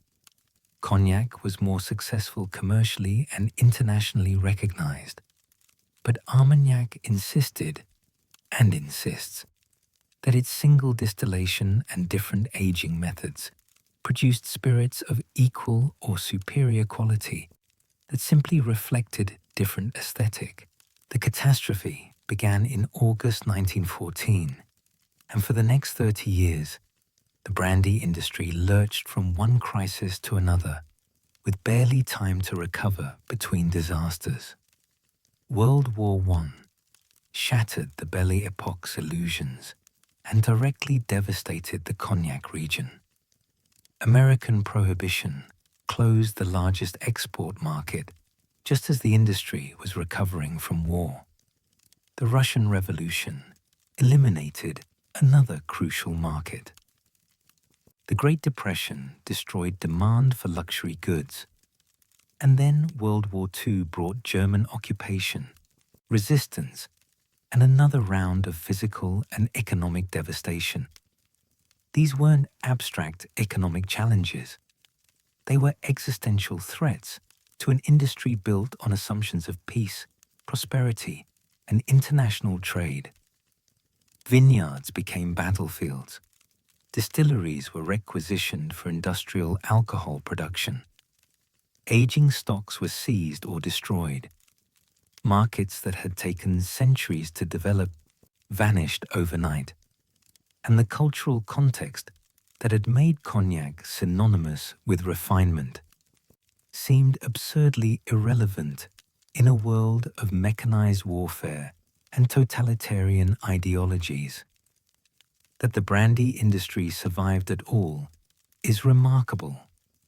That it emerged from 1945 still capable of producing quality spirits and maintaining its heritage is testimony to the resilience of the houses, the loyalty of workers, and sometimes just blind stubbornness in the face of overwhelming adversity. This is the story of brandy's darkest period. 30 years when everything that could go wrong did go wrong, And somehow the industry endured. World War I. The trenches come to cognac. The Western Front in World War I cut directly through French wine and brandy regions. Parts of Champagne became battlefields where millions fought and died. The cognac region, farther southwest, wasn't directly on the front lines, but the war's impact was devastating nonetheless. Young men who should have been tending vineyards and operating distilleries were conscripted into the army. Many never returned. The cognac region, like all of rural France, lost an entire generation of young men to the trenches. The demographic impact would echo for decades. Too few workers, too few farmers, too few skilled distillers to maintain pre-war production levels. The French government requisitioned brandy for the war effort. Medical brandy for treating wounded soldiers, industrial alcohol for munitions production, spirits for troop rations, all came from diminished cognac stocks. What the houses had carefully aged for commercial sale was instead consumed by the insatiable demands of total war. Vineyards themselves suffered from neglect, with labor scarce and attention focused on survival rather than viticulture. Maintenance suffered. Yields declined. Quality decreased. And the investment in careful viticulture that had rebuilt the industry after phylloxera was partially undone by 4 years of wartime disruption. Export markets collapsed immediately when war began. The British market continued in diminished form. Britain was an ally, and naval supremacy meant some trade could continue, but other European markets ceased entirely. The neutral American market became more important, but shipping was dangerous and unreliable, with German U-boat campaigns targeting commercial vessels. By 1918, when the war finally ended, the French brandy industry was battered and depleted. Production had declined significantly. Aging stocks were reduced by requisitions and by inability to replenish through 4 years of disrupted distillation. The industry needed recovery time, stable markets, and renewed investment. It would get none of those things. American Prohibition. The market closes. In January 1920, just as Europe was beginning to recover from World War I, the United States implemented national prohibition, making manufacture, sale, and transportation of alcohol illegal. For the cognac houses, this was catastrophic. America had been the largest or second largest export market, competing with Britain and Russia, and the most lucrative. Americans paid premium prices for French luxury. Overnight, legal exports to the United States ceased. The houses had warehouses of cognac, ready for American markets, with no way to sell them there. Cognac that had been destined for New York and San Francisco sat in Jarnac, and cognac with no buyers and no distribution channels. Some cognac entered the US through smuggling networks, the same rum-running operations that brought Caribbean rum to America also handled French brandy. Ships would anchor in international waters off the American coast, the infamous Rum Row, and fast boats would ferry cases to shore. Canadian and Caribbean routes also funneled cognac into America through various illegal channels. But smuggling couldn't replace legitimate trade. The volumes were far smaller. The profits were captured by criminals rather than producers, and quality control was non-existent.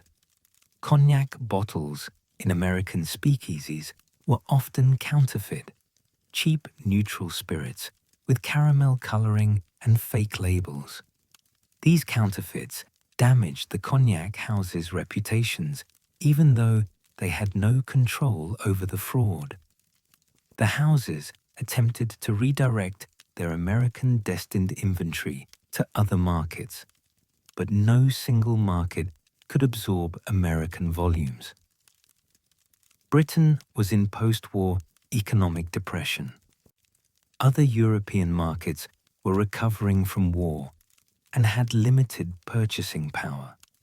The loss of the American market was a wound the industry couldn't immediately heal. When Prohibition finally ended in 1933, the American market had changed. 13 years without legal French brandy meant American consumers had developed different drinking habits. Whiskey had filled the void that cognac left, and those new preferences would prove sticky. The cognac houses that had relied on American sales never fully recaptured their pre-Prohibition market share. Russian Revolution, another market lost. The Russian market, which had rivaled America in importance during the Belle Époque, vanished even more completely. The 1917 Russian Revolution overthrew the Tsarist regime that had been cognac's primary customer base. The Russian nobility and wealthy merchant class, the people who consumed cognac in prodigious quantities, were exiled, executed, or impoverished. The Soviet regime that emerged had no interest in importing French luxury goods. Vodka was the spirit of the Soviet people, and cognac represented exactly the kind of decadent bourgeois consumption that communism opposed. The pre-war trade routes between Cognac and St. Petersburg, Moscow, were severed completely and would not be re-established for decades. The houses that had specialized in the Russian market, particularly Hennessy, which had dominated Russian sales, faced disaster. Warehouses full of cognac, blended specifically for Russian tastes, had no buyers. The market that had seemed inexhaustible and infinitely profitable was gone overnight. And unlike American Prohibition, there was no possibility of recovery in the foreseeable future. The loss of Russia had a psychological impact beyond the economic damage. If markets as large and stable as America and Russia could disappear overnight, how could any market be considered secure? The confidence of the Belle Époque, that international trade would perpetually expand and luxury goods would always find buyers, was revealed as dangerously naive. The Great Depression, collapsing demand. The 1929 stock market crash and subsequent Great Depression devastated what remained of luxury goods markets. Cognac, positioned as expensive indulgence, was exactly the kind of purchase that disappeared when people feared for their economic survival. Sales collapsed throughout the 1930s. The wealthy cut back on luxuries, afraid their wealth would evaporate. The middle classes, who had been aspirational cognac consumers during prosperous times, couldn't afford premium spirits when they could barely afford necessities. Even basic VS cognac, the entry-level product, seemed extravagant when unemployment reached 25% in many countries. The houses were forced into brutal economic calculations. They had aging stocks that represented years of investment, cognac maturing in warehouses, increasing in value as it aged, but generating zero revenue until sold. In normal times, this was acceptable. The houses could finance current operations from current sales while accumulating valuable aged inventory. But in depression conditions, with minimal sales, the aged stocks represented locked capital that couldn't pay bills or workers' wages. Some houses sold aged cognac at distressed prices just to generate cash flow. Others borrowed against their inventory, taking loans secured by warehouse contents. Still others consolidated, with stronger houses absorbing weaker ones that couldn't survive the prolonged downturn. The industry that had emerged from World War I, damaged but intact, was being hollowed out by the Depression's unrelenting pressure. Workers suffered most acutely. Vineyard workers, distillery employees, cooperage craftsmen. They faced reduced hours or unemployment, while the houses struggled to stay solvent. The social fabric of the cognac region, which had been built around brandy production for centuries, frayed as economic stress created hardship and desperation. World War II, occupation and resistance. In June 1940, German forces occupied France, and the cognac region fell under Nazi control. What followed were 4 years of occupation that tested the industry in ways different from but equally challenging as World War I. The German occupiers were interested in cognac for multiple reasons. They wanted to requisition supplies for German consumption. Cognac was luxury that Nazi officers and officials appreciated. They wanted to control production to prevent the French from benefiting economically from an industry in occupied territory. And they wanted to exploit cognac for propaganda purposes, demonstrating German control over French cultural products. Some cognac house managers and owners cooperated with German authorities, either from genuine collaboration, from pragmatic necessity to keep operations running, or from belief that cooperation would minimize damage to the industry. Others resisted in various ways, hiding stocks, sabotaging production, or participating in broader French resistance activities. The most famous resistance figure in the cognac industry was Maurice Hennessy, who used his position at the Hennessy House to support resistance networks while outwardly cooperating with occupiers enough to avoid scrutiny. Stories, perhaps apocryphal but symbolically important, tell of false warehouse walls hiding aged cognac from German requisition, of workers deliberately ruining production to give occupiers inferior spirits, of coded messages hidden in shipping documents. The reality was probably messier than heroic resistance narratives suggest. Most people in the cognac region, like occupied people everywhere, were trying to survive rather than resist. Some collaborated actively, some resisted quietly, most endured with whatever accommodations seemed necessary. The moral complexity of occupation doesn't fit neatly into categories of heroism and betrayal. What's certain is that the occupation damaged the industry materially. German requisitions reduced aged stocks. Lack of materials and labor disrupted production. Allied bombing targeting German logistics occasionally hit cognac facilities by accident, and the psychological trauma of occupation affected everyone who lived through it. In the decades after World War II, the cognac houses faced a humbling reality. The Western markets that had built their fortunes no longer particularly wanted their product. Americans preferred bourbon, rye, and Scotch. The British drank whiskey and gin. Even the French were consuming more wine and less spirits. The cultural associations that had made cognac synonymous with sophistication during the Belle Époque seemed hopelessly dated to post-war consumers who valued modernity over tradition. But while Western interest cooled, something unexpected was happening in Asia.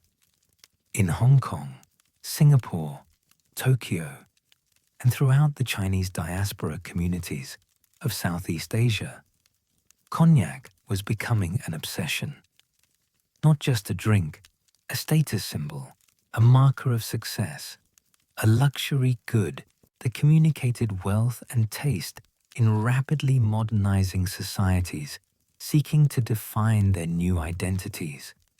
The same cognac that seemed old-fashioned in Paris or New York was cutting-edge luxury in Hong Kong and Tokyo.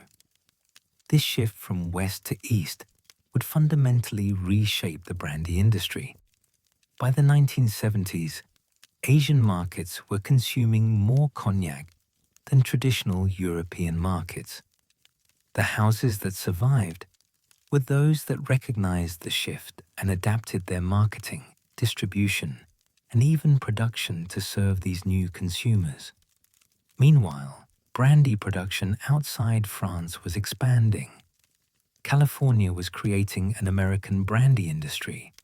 South American countries were fighting over pisco heritage, and regional brandies were finding their places in global markets.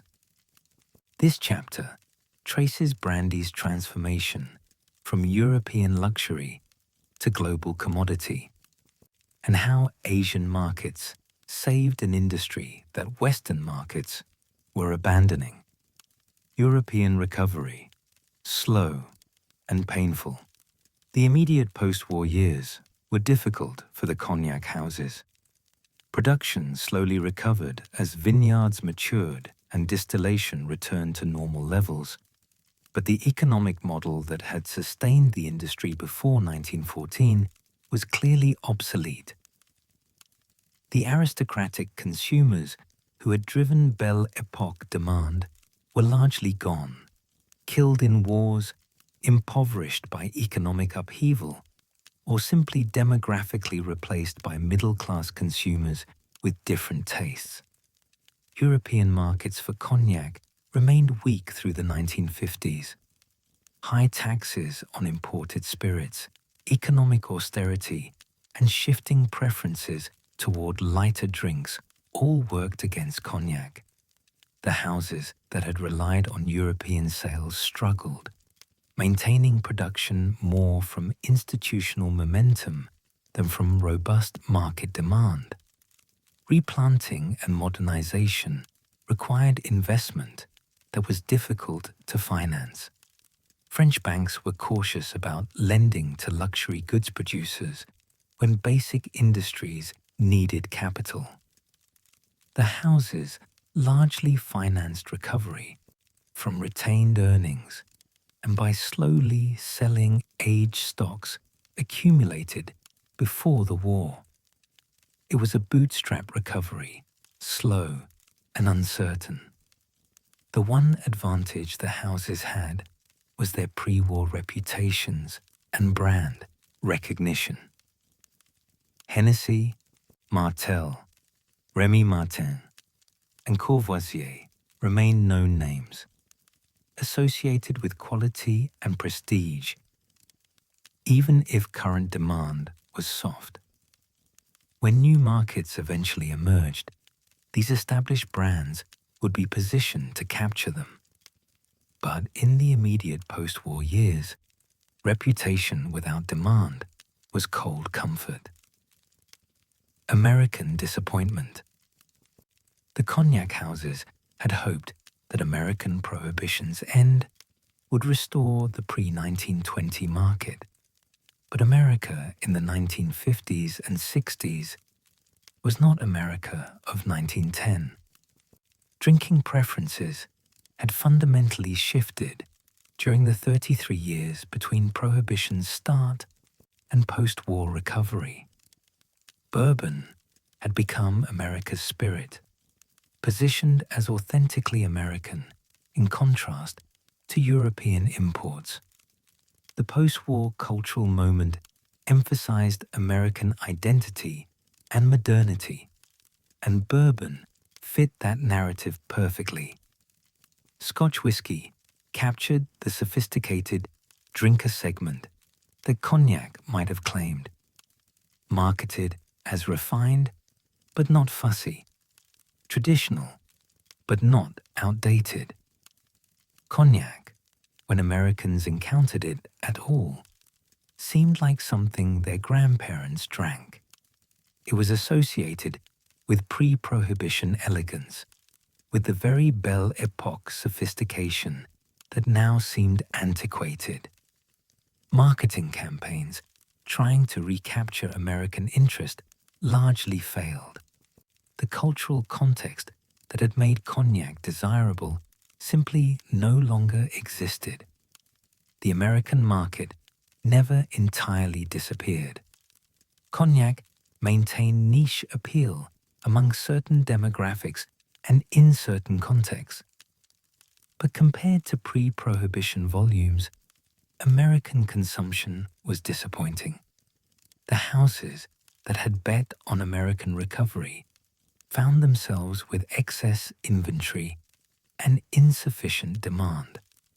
Some houses tried creating lighter, younger cognacs specifically for American preferences, with limited success. Others attempted marketing campaigns emphasizing mixability in cocktails, also with limited success. The fundamental problem wasn't product or marketing. It was that American culture had moved on, and cognac hadn't moved with it. Hong Kong, the unexpected market. The transformation began in Hong Kong in the 1950s. The British colony was experiencing rapid economic growth as it developed into a major financial and commercial center. A new wealthy class was emerging: Chinese businessmen, entrepreneurs, financiers, who wanted luxury goods that marked their success. Cognac filled that niche perfectly. It was expensive, imported, French, and associated with Western sophistication. It was distinctive, not something everyone consumed, but something that marked you as successful. And critically, it worked in Chinese gift-giving and business culture, where expensive presents demonstrated respect and facilitated relationships. Hong Kong's cognac consumption exploded. By the 1960s, per capita cognac consumption in Hong Kong was among the highest in the world. Hennessy particularly dominated the market, with VSOP becoming almost synonymous with cognac itself in Hong Kong. The distinctive star system Hennessy used for classification became so well known that even people who didn't drink cognac recognized the stars as markers of quality. The Hong Kong market had characteristics that would define Asian cognac consumption generally. Consumers preferred VSOP and XO over VS, willing to pay for premium expressions. They often mixed cognac with soft drinks or tea, to the horror of French purists, but in ways that made sense for local tastes. And they bought cognac as gifts at least as often as for personal consumption, making packaging and presentation as important as liquid quality. The houses initially didn't understand what was happening. Hong Kong seemed like an anomaly, too small to matter, despite high per capita consumption. But Hong Kong was actually the leading edge of a transformation that would spread throughout Asia. Japan, cognac as ultimate status symbol. Post-war Japan was reconstructing itself economically and culturally, and part of that reconstruction involved adopting and adapting Western luxury goods. Japanese businessmen and the emerging middle class sought markers of success and sophistication and cognac became one of the most powerful. Japanese cognac culture developed its own rituals and meanings distinct from European traditions. Cognac wasn't casually consumed. It was reserved for important occasions, business negotiations, celebrations. It was given as gifts in elaborate packaging, and it was displayed in homes and offices as evidence of the owner's refined taste and economic success. The Japanese market favored ultra-premium expressions. Where Western consumers might buy mostly VS with occasional VSOP purchases, Japanese consumers bought VSOP and XO preferentially. Special editions and limited releases sold out immediately in Japan while sitting on shelves in France. The Japanese willingness to pay for premium cognac was transforming the economics of the industry.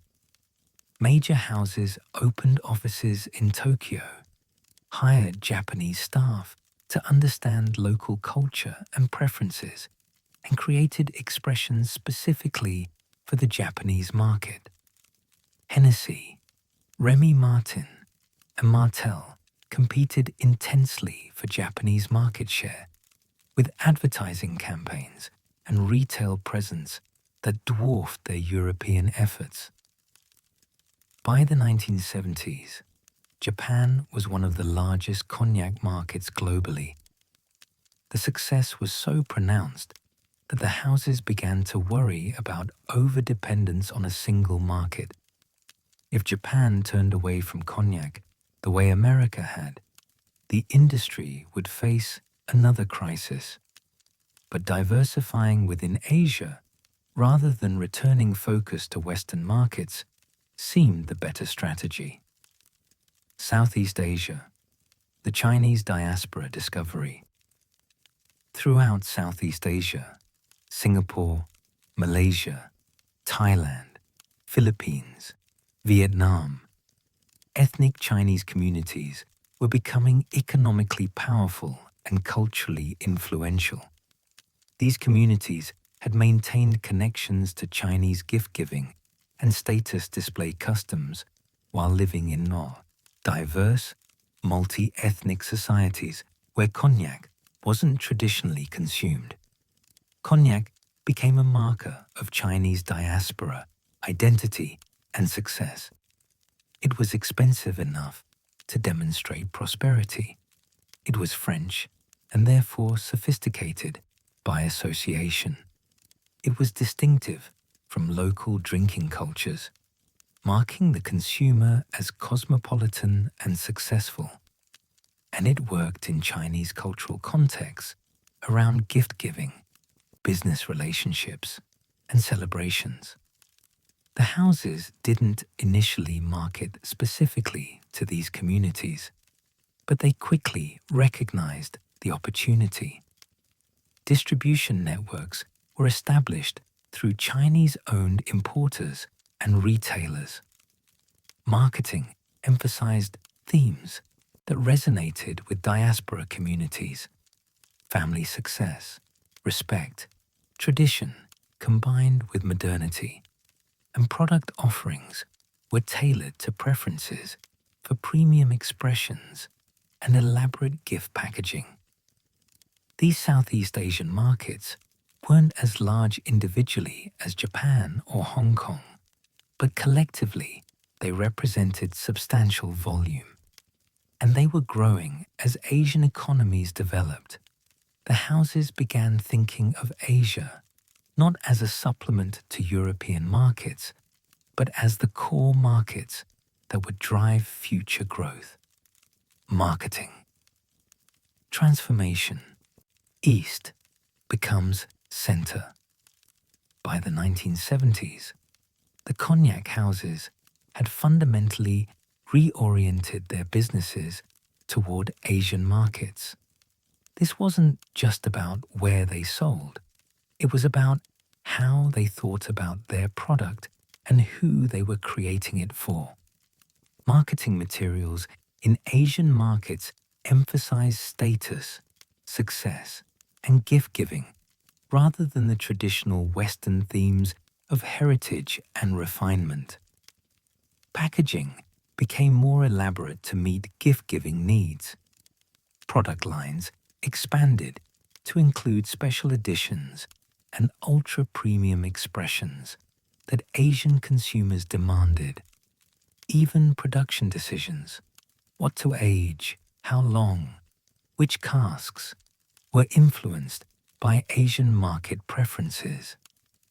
The transformation raised questions about identity. Was cognac still a French product, reflecting French terroir and traditions? Or was it becoming a global luxury brand that happened to be produced in France? The houses generally argued both were true. Cognac remained rooted in Charente terroir and traditional methods, but it could be appreciated and valued in different ways by different cultures. Some French critics accused the houses of selling out, of abandoning European sophistication for Asian commercialism, but the houses countered that they were simply adapting to market reality. If Asian consumers valued cognac enough to pay premium prices, and if Western consumers no longer cared, then serving Asian markets was rational business strategy, not cultural betrayal. In 1936, France created the Appellation d'origine contrôlée system, establishing legal protections for regional agricultural products. Cognac was among the first spirits to receive AOC status, defining precisely what could and couldn't be called cognac. But receiving AOC designation was just the beginning. Enforcing those protections, maintaining quality standards, preventing fraud, and convincing other countries to respect French geographic indications would occupy the next half-century of industry effort. By the 1960s and 70s, as Asian markets were transforming cognac's commercial fortunes, a parallel battle was being fought in courts, trade negotiations, and international agreements. The cognac houses understood that their brand value depended partly on liquid quality, but also on scarcity and authenticity. If anyone anywhere could make cognac-style brandy, or worse, label inferior spirits as cognac, the premium positioning that justified high prices would collapse. This chapter isn't about wine or stills or aging. It's about lawyers, trade negotiators, and bureaucratic minutiae. But these legal battles mattered as much for brandy's survival as any production technique. Geography had to become destiny, tradition had to become law, and culture had to become enforceable trade policy. The story of how brandy-producing regions codified their identities and defended them internationally reveals how modern global commerce treats products as intellectual property, worth protecting, like patents or copyrights. The AOC system, from concept to reality. The AOC system emerged from French wine regions' struggles against fraud and adulteration in the late 19th and early 20th centuries. Producers recognized that their product's value came partly from geography. Bordeaux wine was valuable because it came from Bordeaux, with specific terroir and traditions that couldn't be replicated elsewhere. But fraud was rampant. Inferior wines from elsewhere were labeled as Bordeaux, Burgundy, or Champagne, damaging reputations and undercutting legitimate producers. The solution was legal protection, tying names to places. only wine actually produced in Champagne could be called Champagne. Only wine from Bordeaux could be called Bordeaux. And crucially, only spirits distilled in the Cognac region using specified methods could be called Cognac. The 1936 law establishing AOC Cognac defined geographic boundaries, 6 sub-regions, CRUs, with precise borders: Grande Champagne, Petite Champagne, Borderie, Fins Bois, Bons Bois, and Bois Ordinaires, grape varieties, primarily Ugni Blanc, Trebbiano, with small amounts of Folle Blanche, and Colombard, permitted. Production methods: double distillation in copper, Charente, pot stills, minimum aging requirements, maximum distillation proof, yield limits, maximum grape yields per hectare to prevent overproduction that might compromise quality. These weren't suggestions. They were legal requirements. Violate them, and you couldn't use the Cognac name. The law created a monopoly on the Cognac designation for producers within the defined region following specified methods. But having laws was different from enforcing them. The 1960s-80s saw the cognac industry, through the Bureau National Interprofessionnel du Cognac, BNIC, develop sophisticated enforcement mechanisms to police the appellation domestically and defend it internationally. The BNIC, policing the protected name. The BNIC, established in 1946, became the enforcement arm of Cognac's AOC protection. Funded by producer levies, the BNIC employed inspectors, lawyers, and administrators, whose job was maintaining standards and protecting the cognac name. Domestically, BNIC inspectors monitored vineyards, visited distilleries, and audited aging warehouses. They verified that only permitted grape varieties were planted, that distillation followed regulations, that aging minimum were met, and that blending and bottling complied with rules. Producers caught violating AOC standards faced sanctions ranging from warnings to loss of AOC certification, essentially the death penalty for a cognac house. The BNIC also managed the traceability system, ensuring every batch of cognac could be tracked from vineyard through distillation to bottling. This paper trail proved compliance with AOC requirements and helped detect fraud.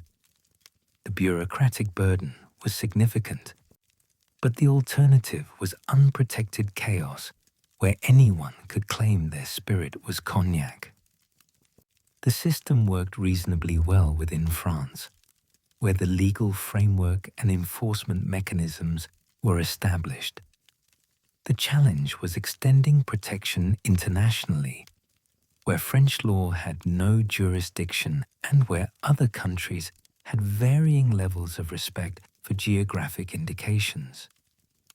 The 6 crus, hierarchy of geography.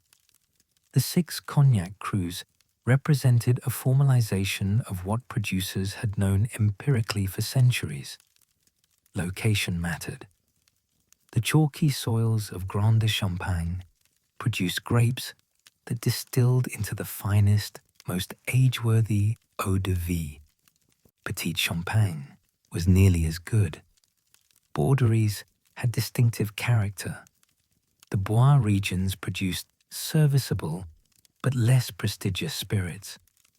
The AOC system codified this hierarchy, creating a classification that affected pricing, blending, and marketing. Grand Champagne, the premier cru, with chalk-rich soils producing elegant, slow-maturing cognacs that aged beautifully for decades.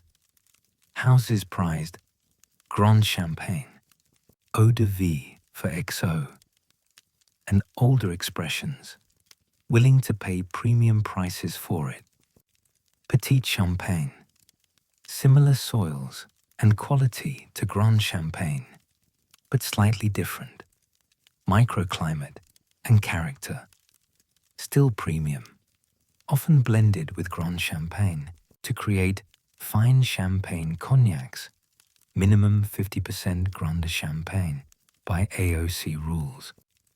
Borderies, smallest cru, with clay limestone soils producing fuller, rounder cognacs that matured faster than champagne cognacs. Appreciated for adding body and complexity to blends. Fines bois, bons bois, bois ordinaires. Progressively less prestigious, producing cognacs that matured quickly and were typically used in VS and younger VSOP blends rather than ultra-premium expressions.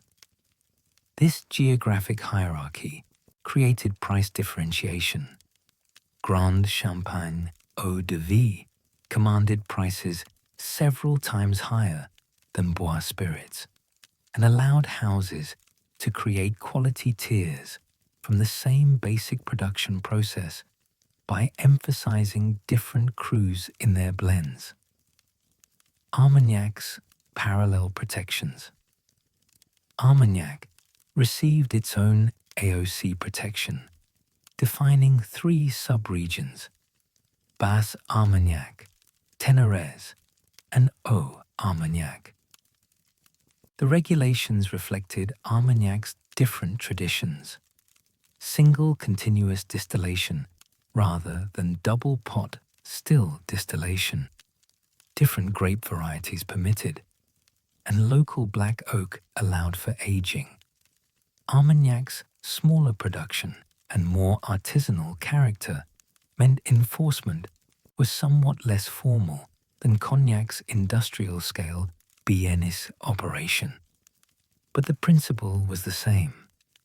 Only brandies produced in designated Armagnac territories following specified methods could use the Armagnac name. Armagnac producers generally supported AOC protections while resenting that cognac received more international recognition and protection. The David and Goliath dynamic, small traditional Armagnac versus commercialized global cognac, played out in regulatory contexts as it did in markets. Spanish brandy, creating its own space. Spain's brandy, the Jerez tradition, gained denominación de origen, DO, status, the Spanish equivalent of AOC, protecting brandy produced in and around Jerez using Solera aging systems. The Spanish approach was different from French double distillation and straight barrel aging, but DU status recognized it as equally legitimate and worthy of protection. Spanish brandy, DU requirements specified, production in Jerez region or designated areas, aging in American oak casks previously used for sherry, Solera system aging, though specifics varied by producer, classification into categories, Solera, minimum 6 months, Solera, Reserva, minimum 1 year, Solera, Gran Reserva, minimum 3 years. The Spanish DU protections were less internationally recognized than French AOC, partly because Spanish brandy had less global presence and partly because Spanish geographic indications generally received less deference in international trade. But domestically, DO status prevented fraud, and maintained quality standards. The Pisco Wars, when both sides claim ownership. Peru and Chile's disputes over Pisco intensified through the 1960s-80s as both countries sought to protect and promote their brandy internationally. Each established domestic protections. Peru's Denominación de Origen Pisco, Chile's Denominación de Origen, but convincingly other countries to recognize only one nation's claim proved impossible. The disputes were complicated by legitimate historical ambiguities. Both countries had produced Pisco since colonial times. The name's etymology was disputed. Production methods differed between countries, but both claimed their method was authentic. And national pride made compromise politically difficult.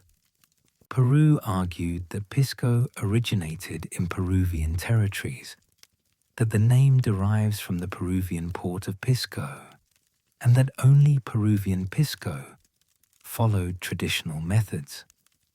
Peru prohibited additives, aging, and dilution after distillation.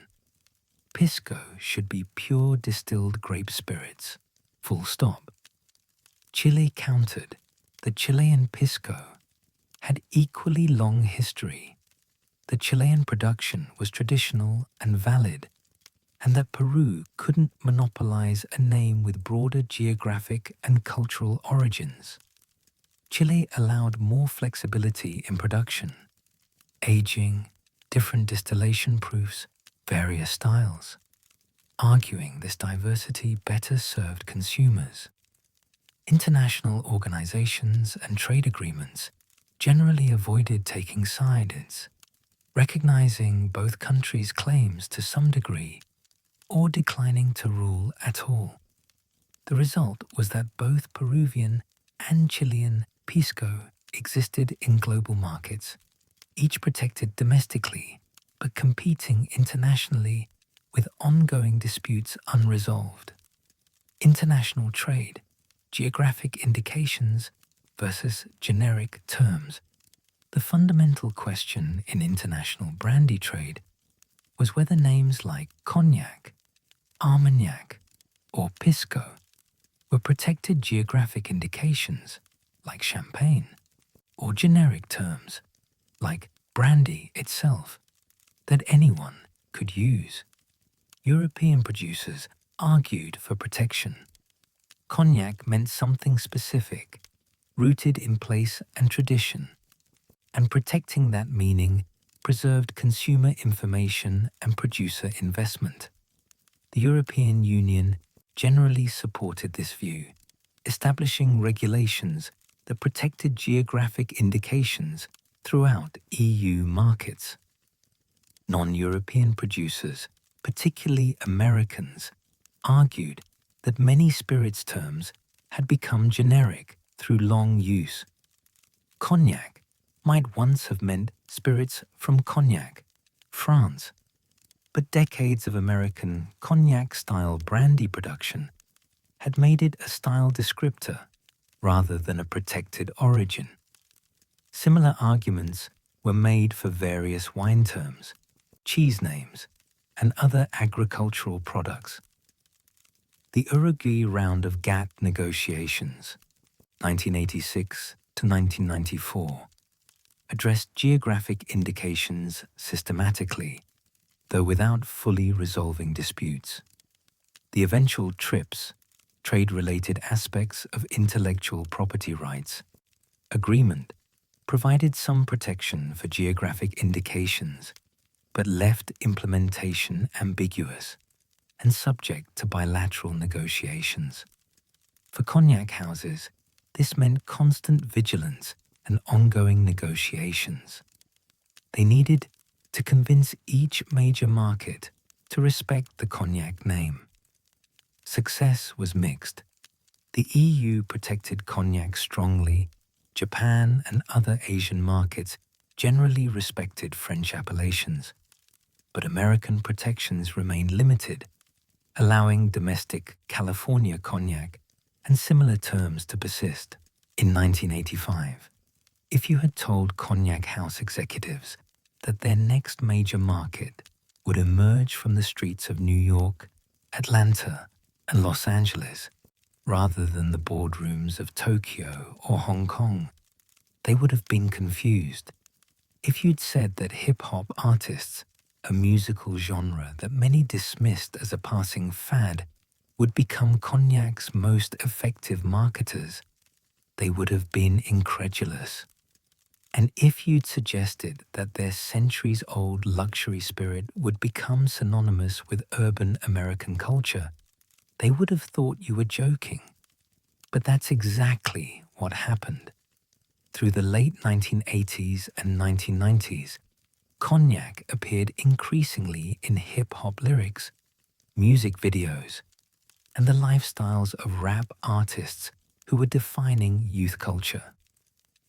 By the early 2000s, cognac had become so thoroughly integrated into hip-hop that a single song, Busta Rhymes and P. Diddy's Pass the Courvoisier, could measurably boost sales and cultural visibility. The African American community, and particularly the hip-hop generation, embraced cognac with an intensity and loyalty that surprised the industry and fundamentally reshaped how cognac was marketed, positioned, and understood. This wasn't just a new market, it was a cultural revolution that saved cognac from becoming an irrelevant luxury consumed only by aging wealthy consumers in distant countries. Hip-hop introduced cognac to millions of young people who made it central to their social lives, celebrations, and identity. But the embrace was complicated by tensions around race, class, authenticity, and whether the traditionally conservative cognac houses could or should actively court urban markets. This chapter is about how the least expected alliance in spirits history came to be, and how it transformed both cognac and hip-hop.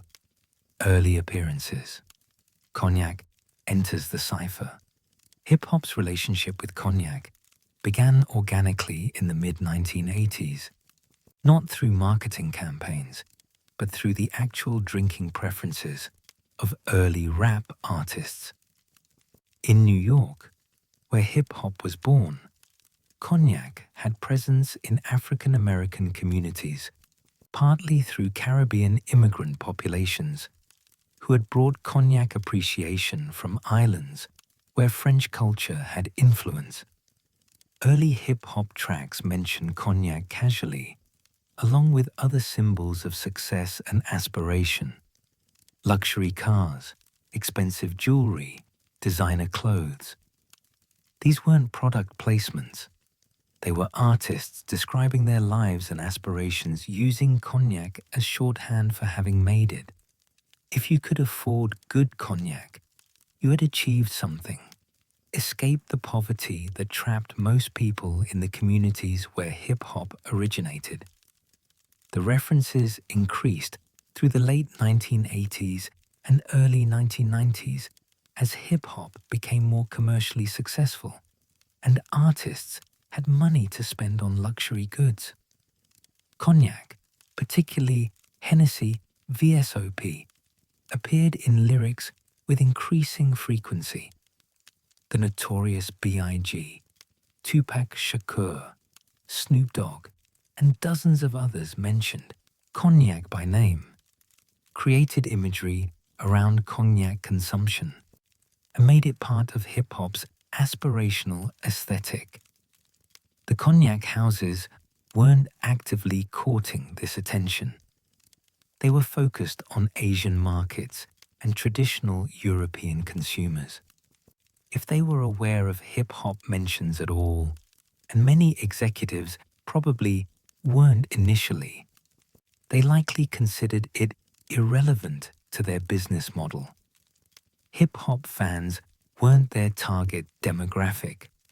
The urban markets where hip-hop was popular weren't priorities compared to Hong Kong, Tokyo, and Singapore. But the artists kept mentioning cognac anyway, creating organic marketing far more effective than any advertising campaign could have been.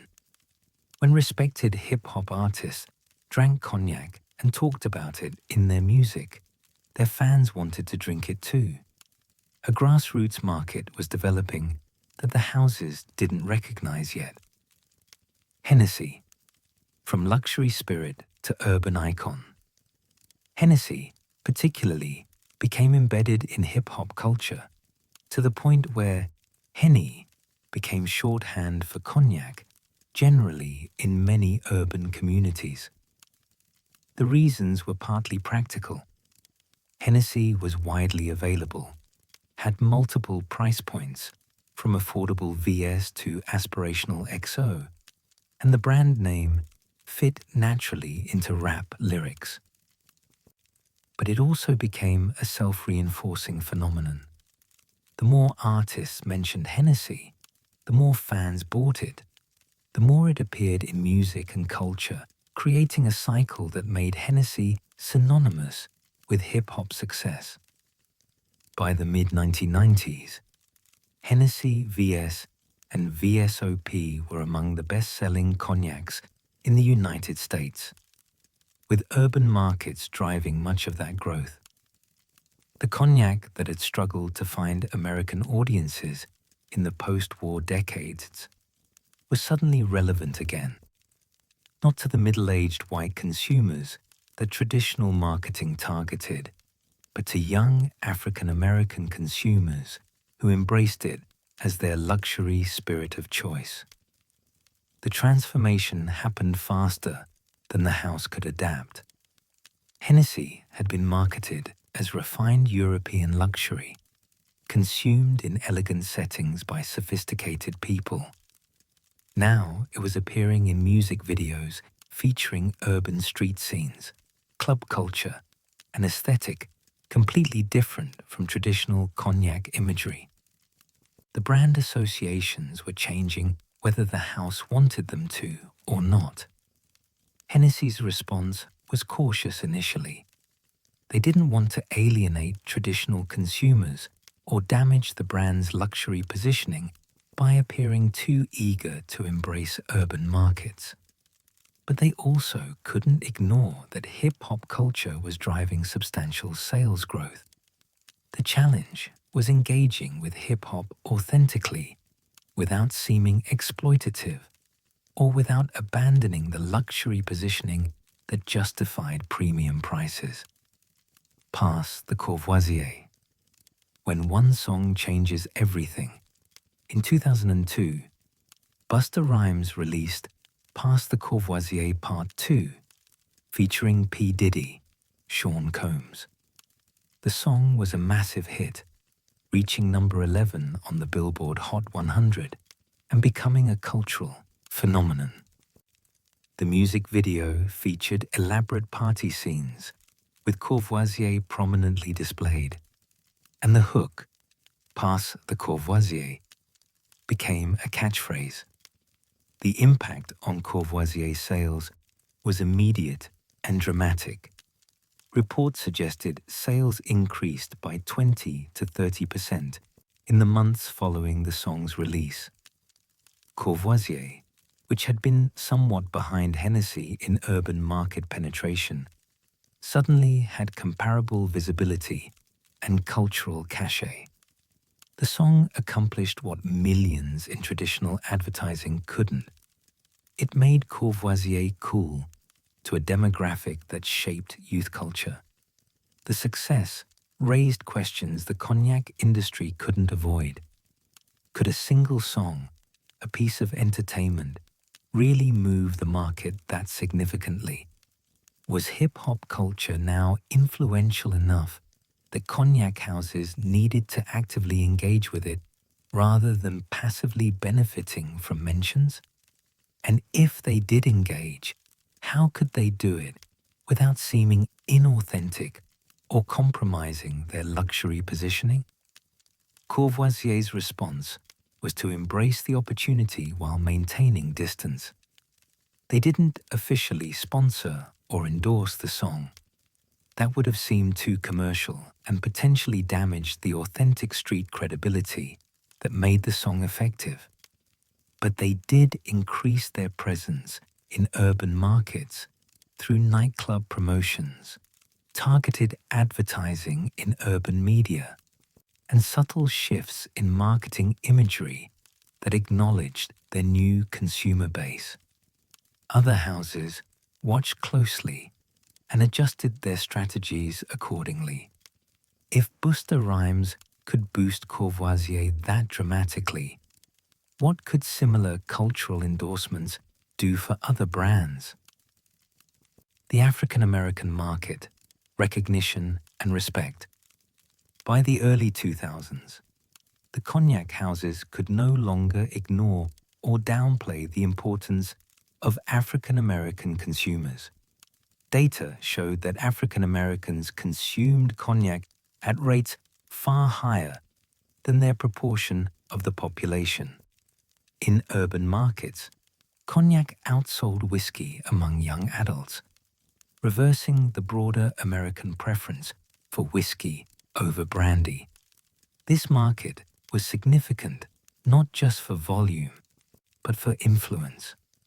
African American consumers, particularly those influenced by hip-hop culture, were tastemakers whose preferences affected broader youth culture. White suburban teenagers wanted to emulate hip-hop style, which meant they wanted to drink what hip-hop artists drank. Asian American, Latino, and other demographic groups also followed hip-hop style leadership. Effectively, marketing to African American urban consumers meant influencing far broader markets. The houses began developing marketing strategies specifically for urban markets. This meant advertising in media that reached African American audiences, hip-hop magazines, urban radio stations, BET rather than network television. It meant sponsoring events where the urban audience gathered, concerts, club nights, community events, and it meant acknowledging in their marketing imagery that cognac consumers looked different from the traditional imagery of white men in wood-paneled libraries. This engagement was complicated by legitimate concerns about exploitation. Cognac houses were overwhelmingly white, European, wealthy institutions. Were they exploiting African American culture and consumers by actively marketing to them? Were they perpetuating stereotypes about African American alcohol consumption? These weren't abstract questions. They were raised by community advocates, by media critics, and sometimes by consumers themselves. The houses generally argued they were simply recognizing and serving an existing market, that African American consumers had chosen cognac independently, and that providing products and marketing that respected this choice was appropriate business practice, not exploitation. Critics countered that the marketing often emphasized stereotypical imagery, and that the house's eagerness to take African American money hadn't been matched by employment of African Americans in leadership positions or by authentic engagement with communities beyond sales. Competition intensifies. The cognac wars. The success of cognac in urban markets created intense competition among the major houses. Hennessy had arrived first and dominated, but Courvoisier had momentum from past the Courvoisier, and Remy Martin was aggressively pursuing urban market share. Each house developed distinct positioning and strategies. Hennessy leaned into its established dominance, positioning itself as the original, the authentic cognac of hip-hop. They sponsored major hip-hop artist tours, appeared in music videos, with careful legal distance to avoid official endorsement complications, and created special edition bottles that appealed to urban aesthetic. Hennessy Black, a smoother expression designed specifically for mixing, targeted younger consumers who might find traditional cognac too intense neat. Courvoisier emphasized its pass the Courvoisier cultural moment and positioned itself as the celebration cognac, the bottle you brought to parties and clubs. Their marketing featured social scenes, nightlife, and collective consumption rather than solitary, refined sipping. The Josephine bottle's distinctive shape helped with visual recognition in clubs and music videos. Remy Martin positioned more premium, targeting consumers who wanted to demonstrate sophistication and status beyond basic VSOP. Their club cognac became popular in certain markets, and they emphasized quality and heritage while still engaging with urban culture. Remy's strategy was to be aspirational, the cognac you graduated to when you'd achieved enough success to afford something more expensive than Hennessy VS. This competition benefited cognac overall. Three major houses competing for urban market share meant more marketing spend, more cultural visibility, and more products designed for younger consumers. The houses were making cognac relevant to a generation in ways they hadn't been able to do with traditional marketing. The early 21st century brought a profound shift in how people thought about spirits. What had once been judged primarily by brand recognition and age statements was now being examined with the same critical attention previously reserved for wine. Brandy, long overshadowed by the whiskey renaissance and the craft cocktail movement, found itself at the center of a quieter but equally transformative revolution, one driven by curiosity, transparency, and an almost obsessive interest in where things came from and how they were made. This was the era when craft became more than a marketing term. It represented a genuine movement toward smaller producers, traditional methods, and authentic stories. For Brandy, this meant a rediscovery of traditions that had never entirely disappeared, but had been obscured by decades of corporate consolidation and generic luxury positioning.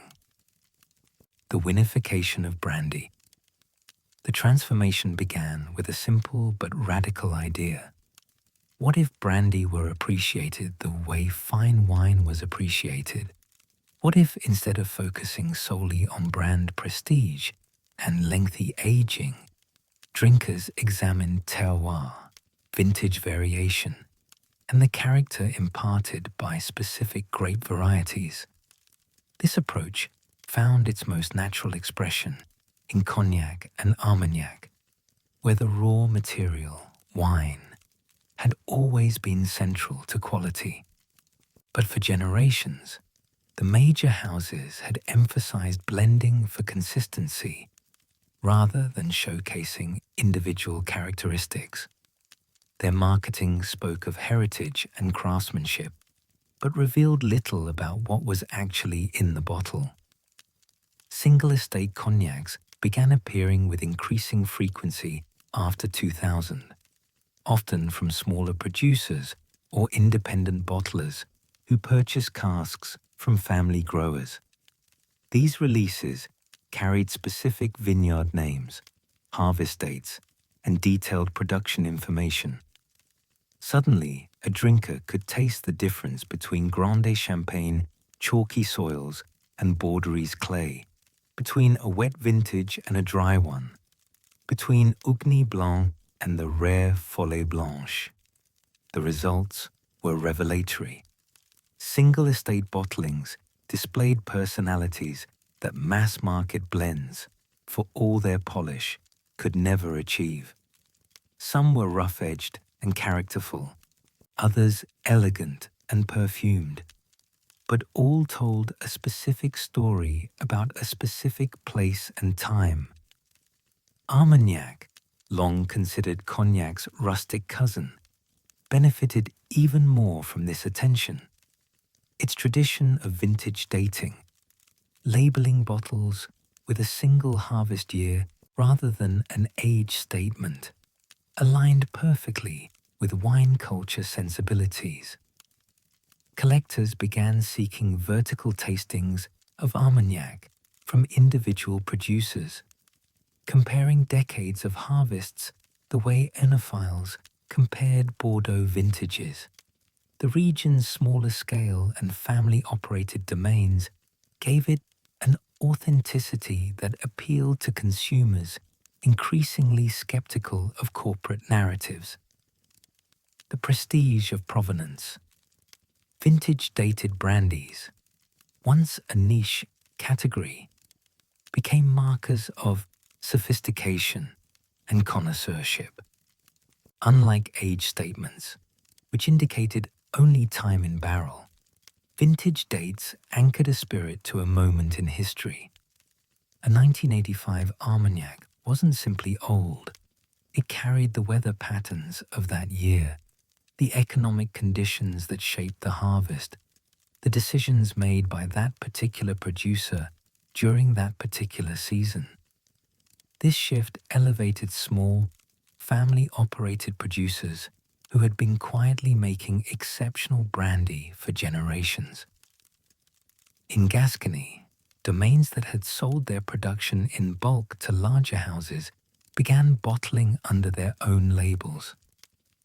In Cognac's Petite Champagne region, growers who had supplied the major houses started releasing their own estate cognacs, often at cask strength, without chill filtration or added sugar. These bottlings weren't always smooth or easy. Some were fiery, others intensely fruity or floral in ways that defied conventional cognac profiles. But they were honest expressions of their origins, and that honesty resonated with a generation tired of overly marketed, focus-grouped luxury goods. Cask-strength releases became particularly important to enthusiasts. Bottling at natural strength, often between 50 and 60% alcohol, preserved flavors and textures that dilution and chill filtration removed. It also signaled a producer's confidence. There was nothing to hide behind, no smoothing over of rough edges or manipulation of mouthfeel with additives. What you tasted was what came out of the barrel. Beyond the French heartland, while Cognac and Armagnac were being rediscovered, other brandy traditions found new audiences. Pisco, the grape brandy of Peru and Chile, experienced a remarkable renaissance, driven almost entirely by cocktail culture. The Pisco Sour, long Peru's national drink, became a fixture on craft cocktail menus worldwide. What made Pisco compelling to bartenders wasn't just its cocktail versatility, but its production method, distilled to proof from wine without aging, capturing pure grape character. In an era obsessed with minimal intervention and ingredient transparency, Pisco's directness appealed. Enthusiasts learned to distinguish between Peruvian styles made from aromatic grapes and Chilean piscos that emphasized terroir. Debates about authentic production methods, should sugar be added, should it touch wood, mirrored similar arguments about mezcal and rum. In the United States, craft distillers took up brandy with surprising enthusiasm. American whiskey had experienced its own craft revolution, but brandy offered different creative possibilities. Apple brandy, with its deep American roots, saw renewed interest. Producers in New York, Virginia, and the Pacific Northwest released brandies made from heirloom apple varieties, some aged in new oak like bourbon, others in used barrels or stainless steel to preserve fruit character. Grape brandy emerged from craft distilleries in California, Oregon, and even unexpected places like Texas and Colorado. These weren't cognac imitations, but distinctly American expressions, often made from wine grapes, sometimes from wine itself, occasionally finished in barrels that had held bourbon or port. Without the weight of centuries of tradition, American brandy makers could experiment freely, and they did. French diversity, rediscovered. Even within France, regions beyond Cognac and Armagnac began asserting their brandy identities. Burgundy's marc, traditionally a rustic farmer's spirit made from grape pomace, was being distilled with greater care and aged longer. Some producers released marcs that rivaled fine Armagnac in complexity, with the added dimension of terroir from some of the world's most celebrated vineyard sites. Alsace, famous for its white wines, had a long tradition of eau de vie distilled from fruit: pear, cherry, raspberry, quince. These clear spirits, unaged to preserve pure fruit essence, represented a different brandy philosophy entirely, not about wood and oxidation, but about capturing the aromatic soul of the raw material. As craft cocktail bartenders sought novel ingredients and flavor purists embraced minimal processing, Alsatian eau de vie found appreciative audiences far from their traditional markets. In the Loire Valley, in Jura, in Savoie, small distillers worked with local grape varieties and traditional techniques that had never disappeared but had been largely invisible to global markets. The internet and specialized importers brought these spirits to enthusiasts who valued authenticity and rarity over brand recognition. Terroir and its discontents. The concept of terroir, the notion that soil, climate, grape variety, and human tradition combined to create distinctive character, became central to brandy appreciation. This was familiar territory for wine drinkers, but represented a significant shift in spirits culture, where blending for consistency had long been the standard approach. Discussions about terroir could be technical: how chalky soils affected acidity in base wines, how that acidity interacted with copper stills, how the resulting esters evolved during aging. Or they could be almost mystical: the idea that a spirit contained not just flavors, but the essence of a place, the accumulated wisdom of generations. Critics argued that terroir discussions in spirits were overblown, that distillation's concentrating effect and decades of barrel aging obscured most vintage and vineyard variation. But side-by-side tastings often proved otherwise. A Grand de Champagne cognac from chalk soils did taste demonstrably different from a Fins Bois cognac from sandy clay, even after similar aging. Grape variety mattered. Folle Blanche produced lighter, more floral spirits than Uni Blanc. Beco 22A in Armagnac brought spice and structure. The terroir conversation also raised uncomfortable questions about accepted hierarchies. Was Grande Champagne really always superior to Borderies or Finsbois? Or had decades of marketing simply established that assumption? Were older cognacs necessarily better? Or did extended aging sometimes strip away character in pursuit of smoothness? Challenging orthodoxy. Age statement debates intensified as more drinkers compared young, vibrant spirits with ancient, oxidized ones. The industry had long promoted age as the primary quality marker.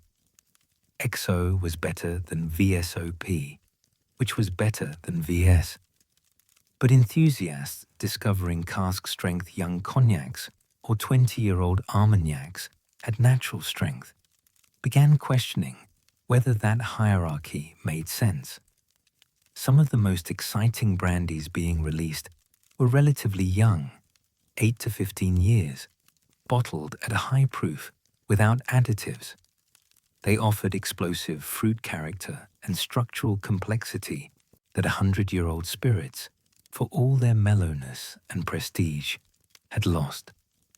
Conversely, some extremely old brandies were revelatory, offering flavors: rancio, leather, tobacco, dried fruits, impossible to achieve in younger spirits. The conclusion many reached was that age was a dimension of character, not a measure of quality. The best brandy was the one that suited the moment and the drinker's taste, whether that was a 20-year-old cask-strength Armagnac or a 50-year-old cognac smoothed by time. Blind tastings became tools for challenging assumptions. When labels were hidden, expensive prestige cuvées sometimes disappointed, while obscure estate bottlings impressed. Brand heritage didn't guarantee quality. Small producers with limited distribution often outperformed houses spending millions on marketing. These results weren't always consistent. Blending skill and quality control mattered, but they encouraged drinkers to trust their own palates rather than price tags or advertising. The years between 2015 and 2024 tested brandy in ways that centuries of wars, economic depressions, and social upheavals had not. The challenges came from every direction: shifting consumer demographics, climate change, pandemic disruption, geopolitical tensions, and fundamental questions about what brandy meant in the 21st century.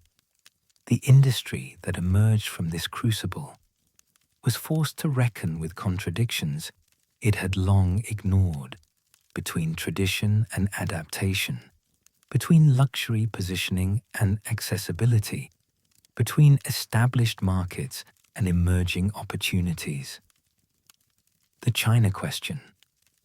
By 2015, China had become the largest consumer of cognac globally, a transformation so complete that it reshaped the entire industry. The appetite for luxury cognac in China, driven by gifting culture, business entertaining, and status consumption, had turned bottles like XO and Louis XIII into symbols of success and social standing. Major houses oriented their production around Chinese preferences, creating special bottlings, investing heavily in Chinese marketing, and watching their stock prices rise with each quarterly sales report from Shanghai and Beijing.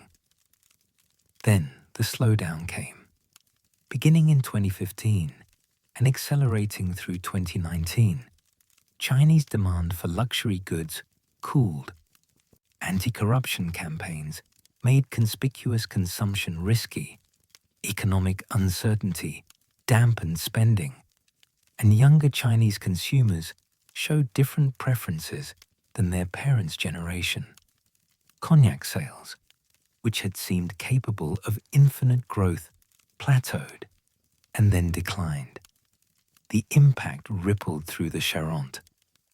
Producers who had expanded vineyards and increased production to meet Chinese demand found themselves with surplus stock. Premium cuvées, aged for decades in anticipation of rising prices, sat in warehouses. Smaller producers who had relied on selling young eau de vie to the major houses saw prices drop. What the Chinese market revealed was a dangerous dependence. The industry had become so focused on one market segment, Asian luxury consumers, that it had neglected others. Western markets, particularly the United States, had seen cognac increasingly positioned as a bottle service club spirit or hip-hop status symbol rather than something with broader appeal. Younger Western drinkers associated brandy with either their grandfathers or conspicuous consumption, neither of which was particularly appealing. The volatility continued. Chinese demand fluctuated with trade tensions, COVID policies, and economic cycles in ways that made long-term planning nearly impossible. By 2024, the question facing every cognac producer was the same. How do you build a sustainable business when your largest market is fundamentally unpredictable? Pandemic disruption. COVID-19 hit brandy from multiple directions simultaneously. Production continued. Wine had to be distilled. Barrels had to be monitored.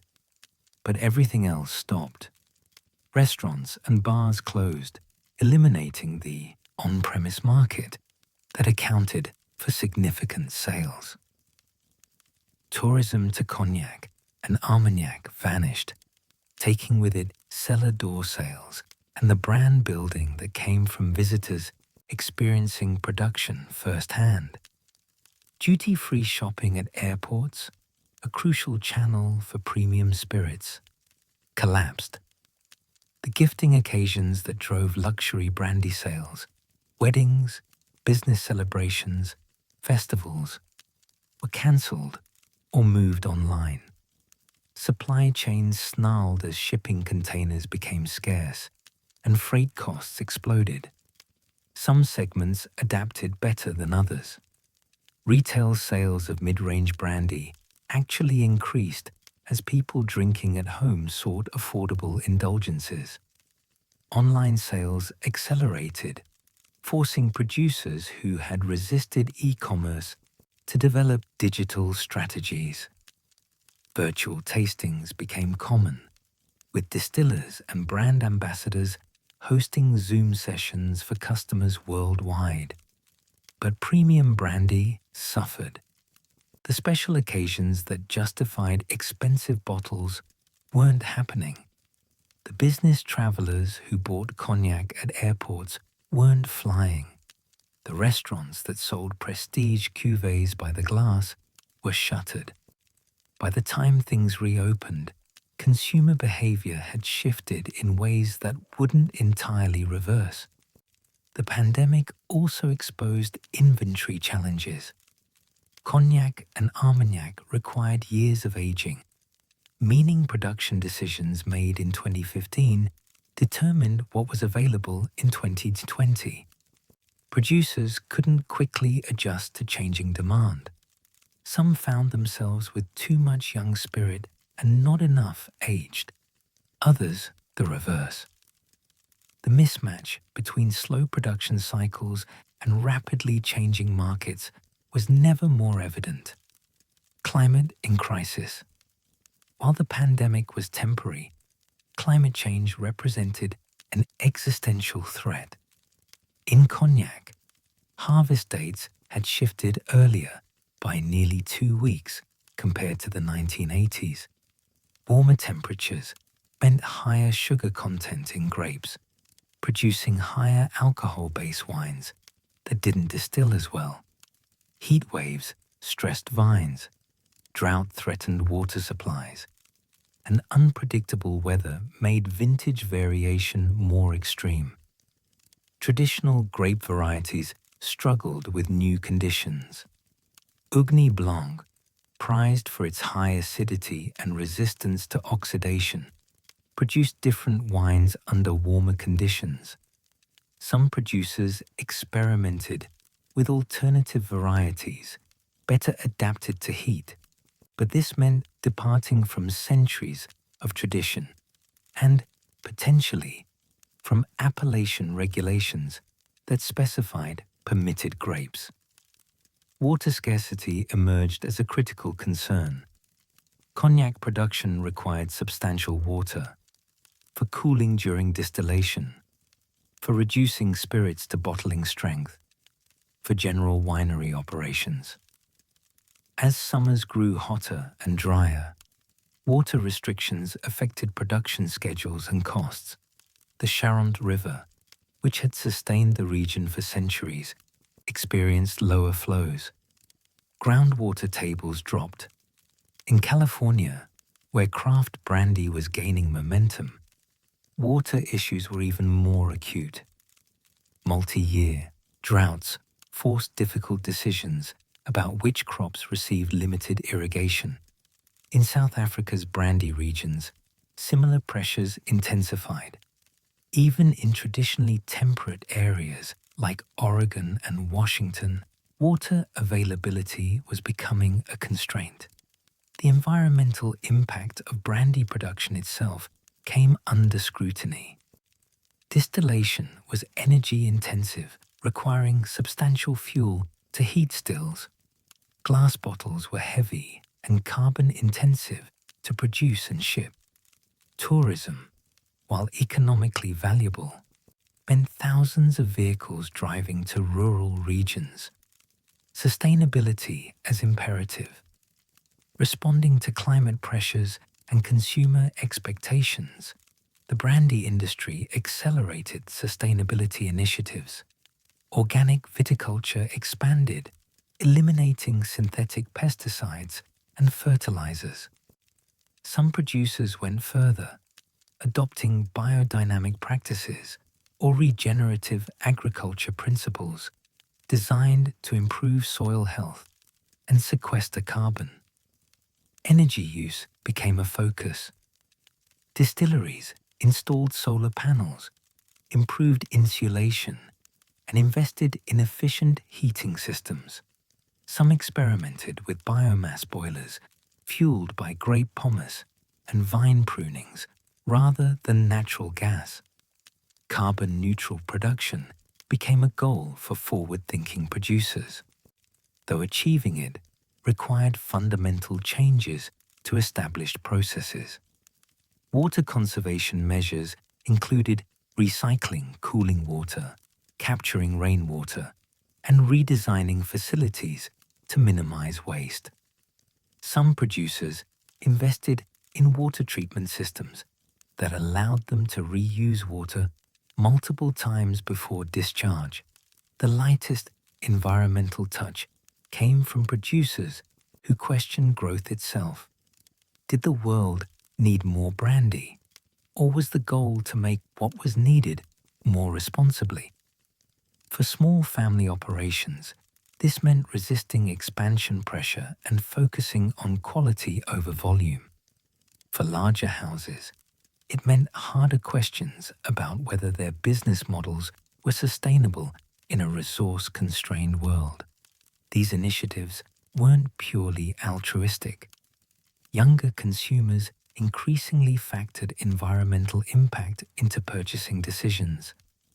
B Corporation certification, organic labels, and sustainability commitments became marketing differentiators, but they also represented genuine recognition that business as usual wasn't viable long-term. Demographic headwinds. Perhaps the most challenging shift was demographic. Younger adults in developed markets were drinking less alcohol overall. Health consciousness, wellness culture, and greater awareness of alcohol's downsides all contributed. When they did drink, they often preferred lighter options: seltzer, low-alcohol cocktails, wine, over spirits. For brandy, this created a double challenge. Not only was overall spirits consumption declining among younger cohorts, but brandy skewed particularly old in its consumer base. In the United States, the average brandy drinker was significantly older than the average whiskey or tequila consumer. Without generational replacement, the category faced long-term decline. The reasons were multiple. Brandy lacked the craft narrative that made whiskey cool, the cultural cachet that propelled tequila and mezcal, or the mixability that kept vodka and gin relevant. It was seen as either an old man's drink or a luxury status symbol, neither of which appealed to 25-year-olds exploring the spirits landscape. Some producers tried to change perceptions through cocktails, positioning cognac and pisco as versatile mixing spirits. Others emphasized premiumization, betting that smaller numbers of drinkers spending more per bottle could sustain the category. A few doubled down on luxury positioning, accepting that brandy would be a niche product for affluent, older consumers. But none of these approaches fully solved the fundamental problem. Brandy wasn't part of younger drinkers' cultural conversation. It didn't appear in the same social media contexts as whiskey or agave spirits. Influencers didn't promote it. Bars didn't feature it prominently. Without cultural relevance, market share eroded steadily. Looking across centuries of brandy's evolution, from Dutch merchants seeking preservation solutions to contemporary craft distillers exploring terroir, certain patterns emerge. The story of brandy is not simply one of progress or decline, but of continuous adaptation, of problems becoming opportunities, of accidents creating legacies. What began as pragmatic solutions to shipping challenges became refined arts, cultural touchstones, and eventually luxury goods, bearing the weight of centuries of tradition. The lessons embedded in this journey extend beyond spirits. They speak to how industries evolve, how value is created and perceived, how geography and culture intersect, and how tradition and innovation exist in constant tension. Brandy's history is a case study in adaptation, resilience, and the complex relationship between craft and commerce. Necessity as innovation's engine. Perhaps the most striking pattern in brandy's history is how consistently innovation emerged from necessity rather than aspiration. The Dutch didn't set out to create a prestigious spirit. They wanted wine that wouldn't spoil on the voyage home. They concentrated it through distillation because shipping space was expensive and wine was perishable. This practical solution, born from logistics and economics, became the foundation for an entire category of spirits. Similarly, the discovery that aged brandy was superior wasn't a planned innovation, but an accident of circumstance. Barrels sat in warehouses because demand was slow or ships were delayed, and when finally opened, the spirit inside had transformed. What began as storage became a production step. then a quality marker, eventually a luxury component that justified extraordinary prices. The pattern repeated throughout history. Phylloxera's devastation forced the grafting of European vines onto American rootstock, changing vineyard practices forever. Prohibition pushed producers to find international markets and create luxury positioning. World War rationing encouraged blending techniques and younger releases. Each crisis demanded adaptation, and those adaptations often became permanent features of the industry. This teaches something fundamental about innovation. Breakthrough changes often come not from methodically pursuing improvement, but from responding creatively to constraints. The best solutions emerge when clever people face real problems with limited resources. Brandy's refinement wasn't planned from the outset. It accumulated through generations of producers responding to challenges, each building on solutions that came before. Preservation. Creating premium. The transformation from preservation technique to premium product reveals how value is constructed. Initially, distillation served a practical function. It made wine transportable and shelf-stable. The concentrated spirit had no inherent prestige. It was simply more practical than wine for long voyages. But over time, through a combination of improved techniques, aging discoveries, and cultural positioning, this preserved wine became something valued for its own qualities. The process meant to prevent spoilage created flavors and complexity that surpassed the original wine. Time, which was initially just delay, became transformation. This progression, practical solution becoming premium product, illuminates how luxury goods emerge. They often start as functional items that, through refinement and cultural adoption, acquire prestige that transcends utility. Brandy became desirable not despite being distilled and aged, but because those processes created something distinctive that couldn't be achieved otherwise. The aging component is particularly instructive. Time, as an ingredient, had no precedent in beverage production. Wine changed with age, but usually for the worse, vinegar being the end state. That distilled spirits improved with barrel aging was revelation, but more importantly, it created scarcity. Time cannot be accelerated or could barely be influenced, which meant aged brandy was genuinely limited. This natural scarcity, combined with improved quality, formed the foundation for luxury positioning. The lesson extends beyond brandy. Premium products often depend on processes that inherently limit supply while improving quality. Whether it's aging, craftsmanship, or geographic specificity, constraint creates value when constraint produces excellence. Geography as guarantor and gate.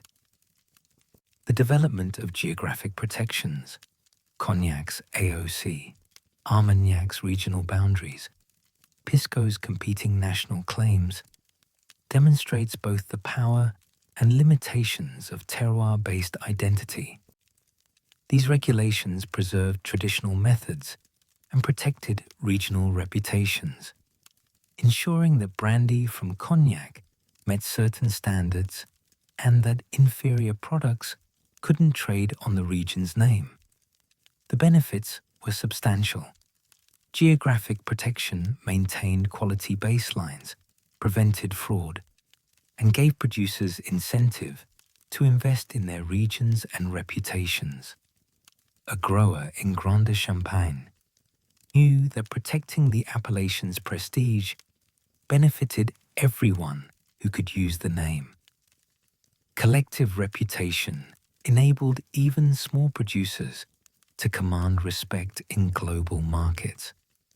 But geographic protection also created rigidity.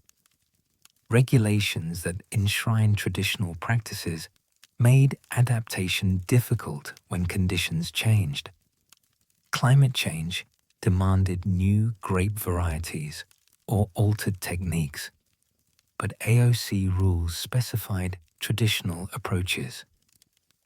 Innovation that might improve quality or sustainability sometimes conflicted with appellation requirements. The system also privileged established regions over emerging ones. Cognac's protected status made it nearly impossible for brandy from elsewhere to compete at the same prestige level, regardless of quality. Geographic protection preserved heritage, but also calcified hierarchies. What this reveals is that regulation always involves trade-offs. Protection and flexibility exist in tension. Preservation and evolution pull in opposite directions. The most successful regulatory frameworks found ways to protect essential character while allowing adaptation. But this balance was difficult to strike and required constant adjustment. Cultural adoption's unpredictable paths. Brandy's journey through different cultures, from Dutch merchants to French aristocrats to American Democrats to Chinese luxury consumers, illustrates how products take on new meanings in new contexts. The spirit that symbolized sophistication in 18th century Paris meant something entirely different to gold rush miners, to Prohibition-era bootleggers, to 1970s hip-hop pioneers, to contemporary Shanghai businessmen. Each cultural adoption transformed how brandy was consumed, marketed, and understood. French refinement positioned it as aristocratic. American frontier culture made it democratic. Post-war status consumption elevated it to luxury good. Hip-hop culture reclaimed it as aspirational success. These weren't linear progressions, but complex cultural negotiations.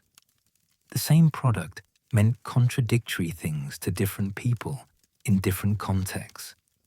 Cognac could simultaneously represent old money establishment taste and new money status assertion, traditional French heritage, and contemporary urban style. What this demonstrates is that products don't have fixed meanings. Meaning is created through cultural use. Marketing can guide these associations, but cultural adoption follows unpredictable paths shaped by local circumstances, social dynamics, and historical moments. The producers who succeeded were often those who recognized and embraced how their products were actually being used, rather than insisting on how they should be consumed.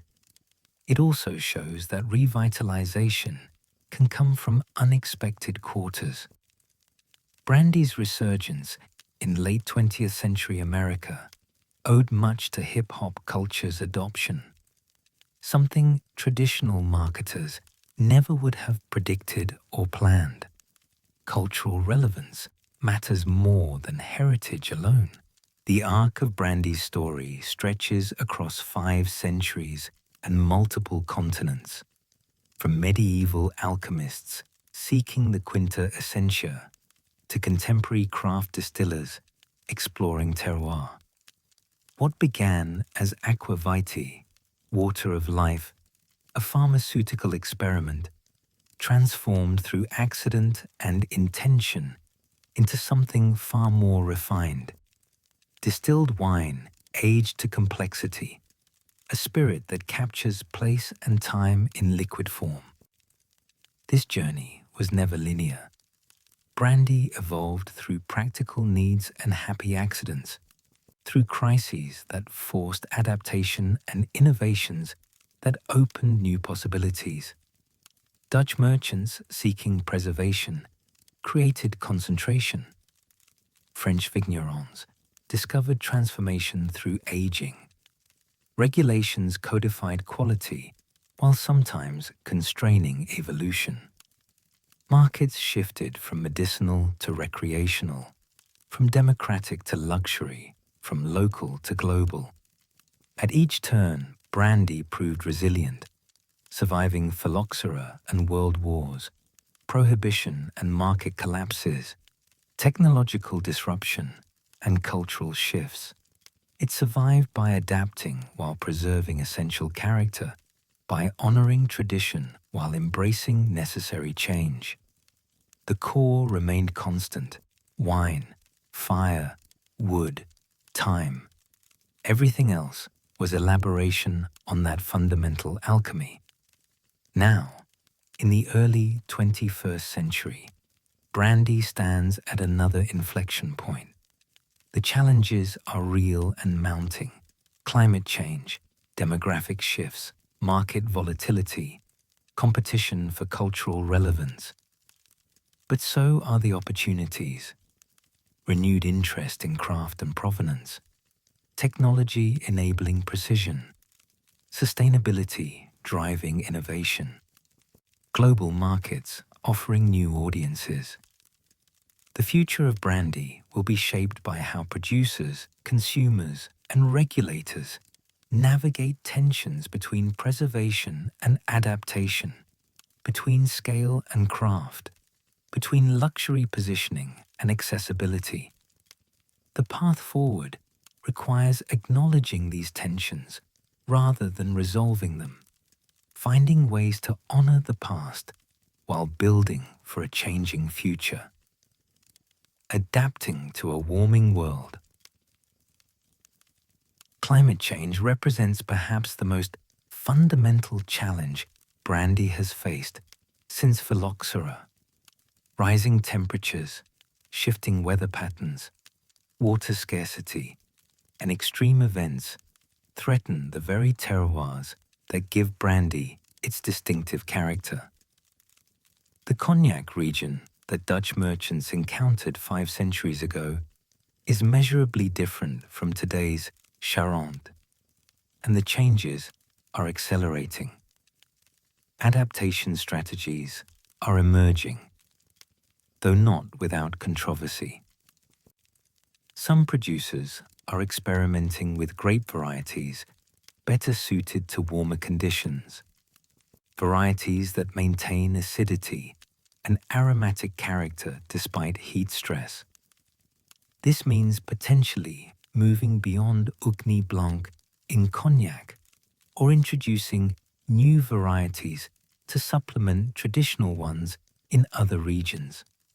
Such changes challenge centuries of practice and raise questions about whether the resulting spirits can still claim the same identity. Other adaptations are less controversial, but require significant investment. Irrigation systems, once unnecessary in temperate regions, are becoming essential. Vineyard management techniques that reduce heat stress, canopy management, earlier harvesting, row orientation are being refined. Some producers are exploring higher elevation plantings or previously unsuitable northern areas as traditional regions become too warm. Water management is critical. Distillation requires substantial water for cooling, and many brandy regions face increasing water scarcity. Solutions range from recirculation systems that reuse cooling water to dry cooling technologies that eliminate water use entirely. These technologies work, but require capital investment and sometimes affect production efficiency. The most forward-thinking producers are viewing climate adaptation not as crisis management, but as opportunity to improve practices. Precision viticulture, using sensors and data analytics, allows targeted intervention, reducing resource use while maintaining quality. Dry farming techniques that stress vines appropriately without irrigation can produce more concentrated flavors. Organic and biodynamic practices that improve soil health also improve climate resilience. But adaptation has limits. If temperatures rise beyond certain thresholds, traditional brandy regions may no longer be viable for quality grape growing. This would represent not just economic loss, but cultural catastrophe. The end of terroirs that have defined spirits for centuries. The urgency of climate action has never been clearer.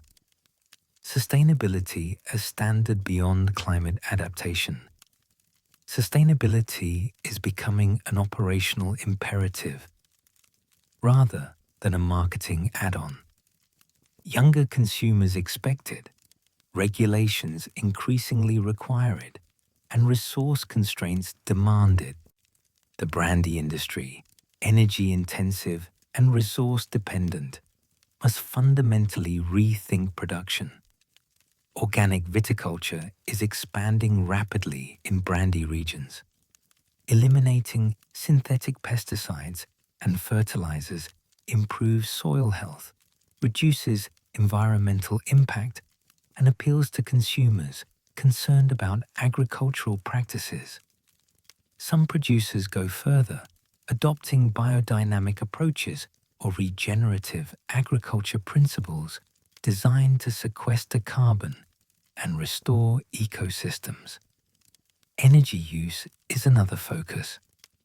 Distillation requires substantial heat, traditionally provided by natural gas or fuel oil. Solar installations are appearing on winery and distillery roofs. Biomass boilers fueled by grape pomace and vine prunings convert waste into energy. Some facilities are achieving carbon neutrality through efficiency improvements, renewable energy, and offsets. Packaging presents challenges and opportunities. Glass bottles are heavy, energy-intensive to produce, and expensive to ship. Lighter bottles reduce carbon footprint, but may affect premium perception. Alternative packaging, bag-in-box, pouches, refillable containers, works for some segments, but it hasn't penetrated premium spirits markets. The industry is experimenting cautiously, aware that packaging is part of the product story. Water conservation continues improving through recycling systems, rainwater capture, and process optimization. Some facilities treat wastewater to standards allowing return to local waterways or reuse in vineyards. These systems require investment, but reduce vulnerability to water restrictions. The most comprehensive approaches integrate sustainability throughout operations. Organic viticulture, renewable energy, water conservation, waste reduction, biodiversity preservation, and worker welfare. Certification programs like B Corp provide frameworks and credibility. For leading producers, sustainability isn't separate from quality, it's integral to it. Market realities and opportunities. The brandy market of 2024 is fundamentally different from that of a generation earlier. Asian markets, particularly China, dominate cognac sales despite volatility. Western markets are fragmenting between luxury consumers, craft enthusiasts, and declining mainstream drinkers. Younger generations drink less overall and have different preferences when they do drink. Asia's importance will likely continue, though perhaps with more geographic diversity. Markets in Southeast Asia, India, and potentially other regions may balance dependence on China. Understanding these markets' cultural context, gifting practices, consumption occasions, quality perceptions is essential for producers seeking to build sustainable Asian presence. Western craft movements offer different opportunities.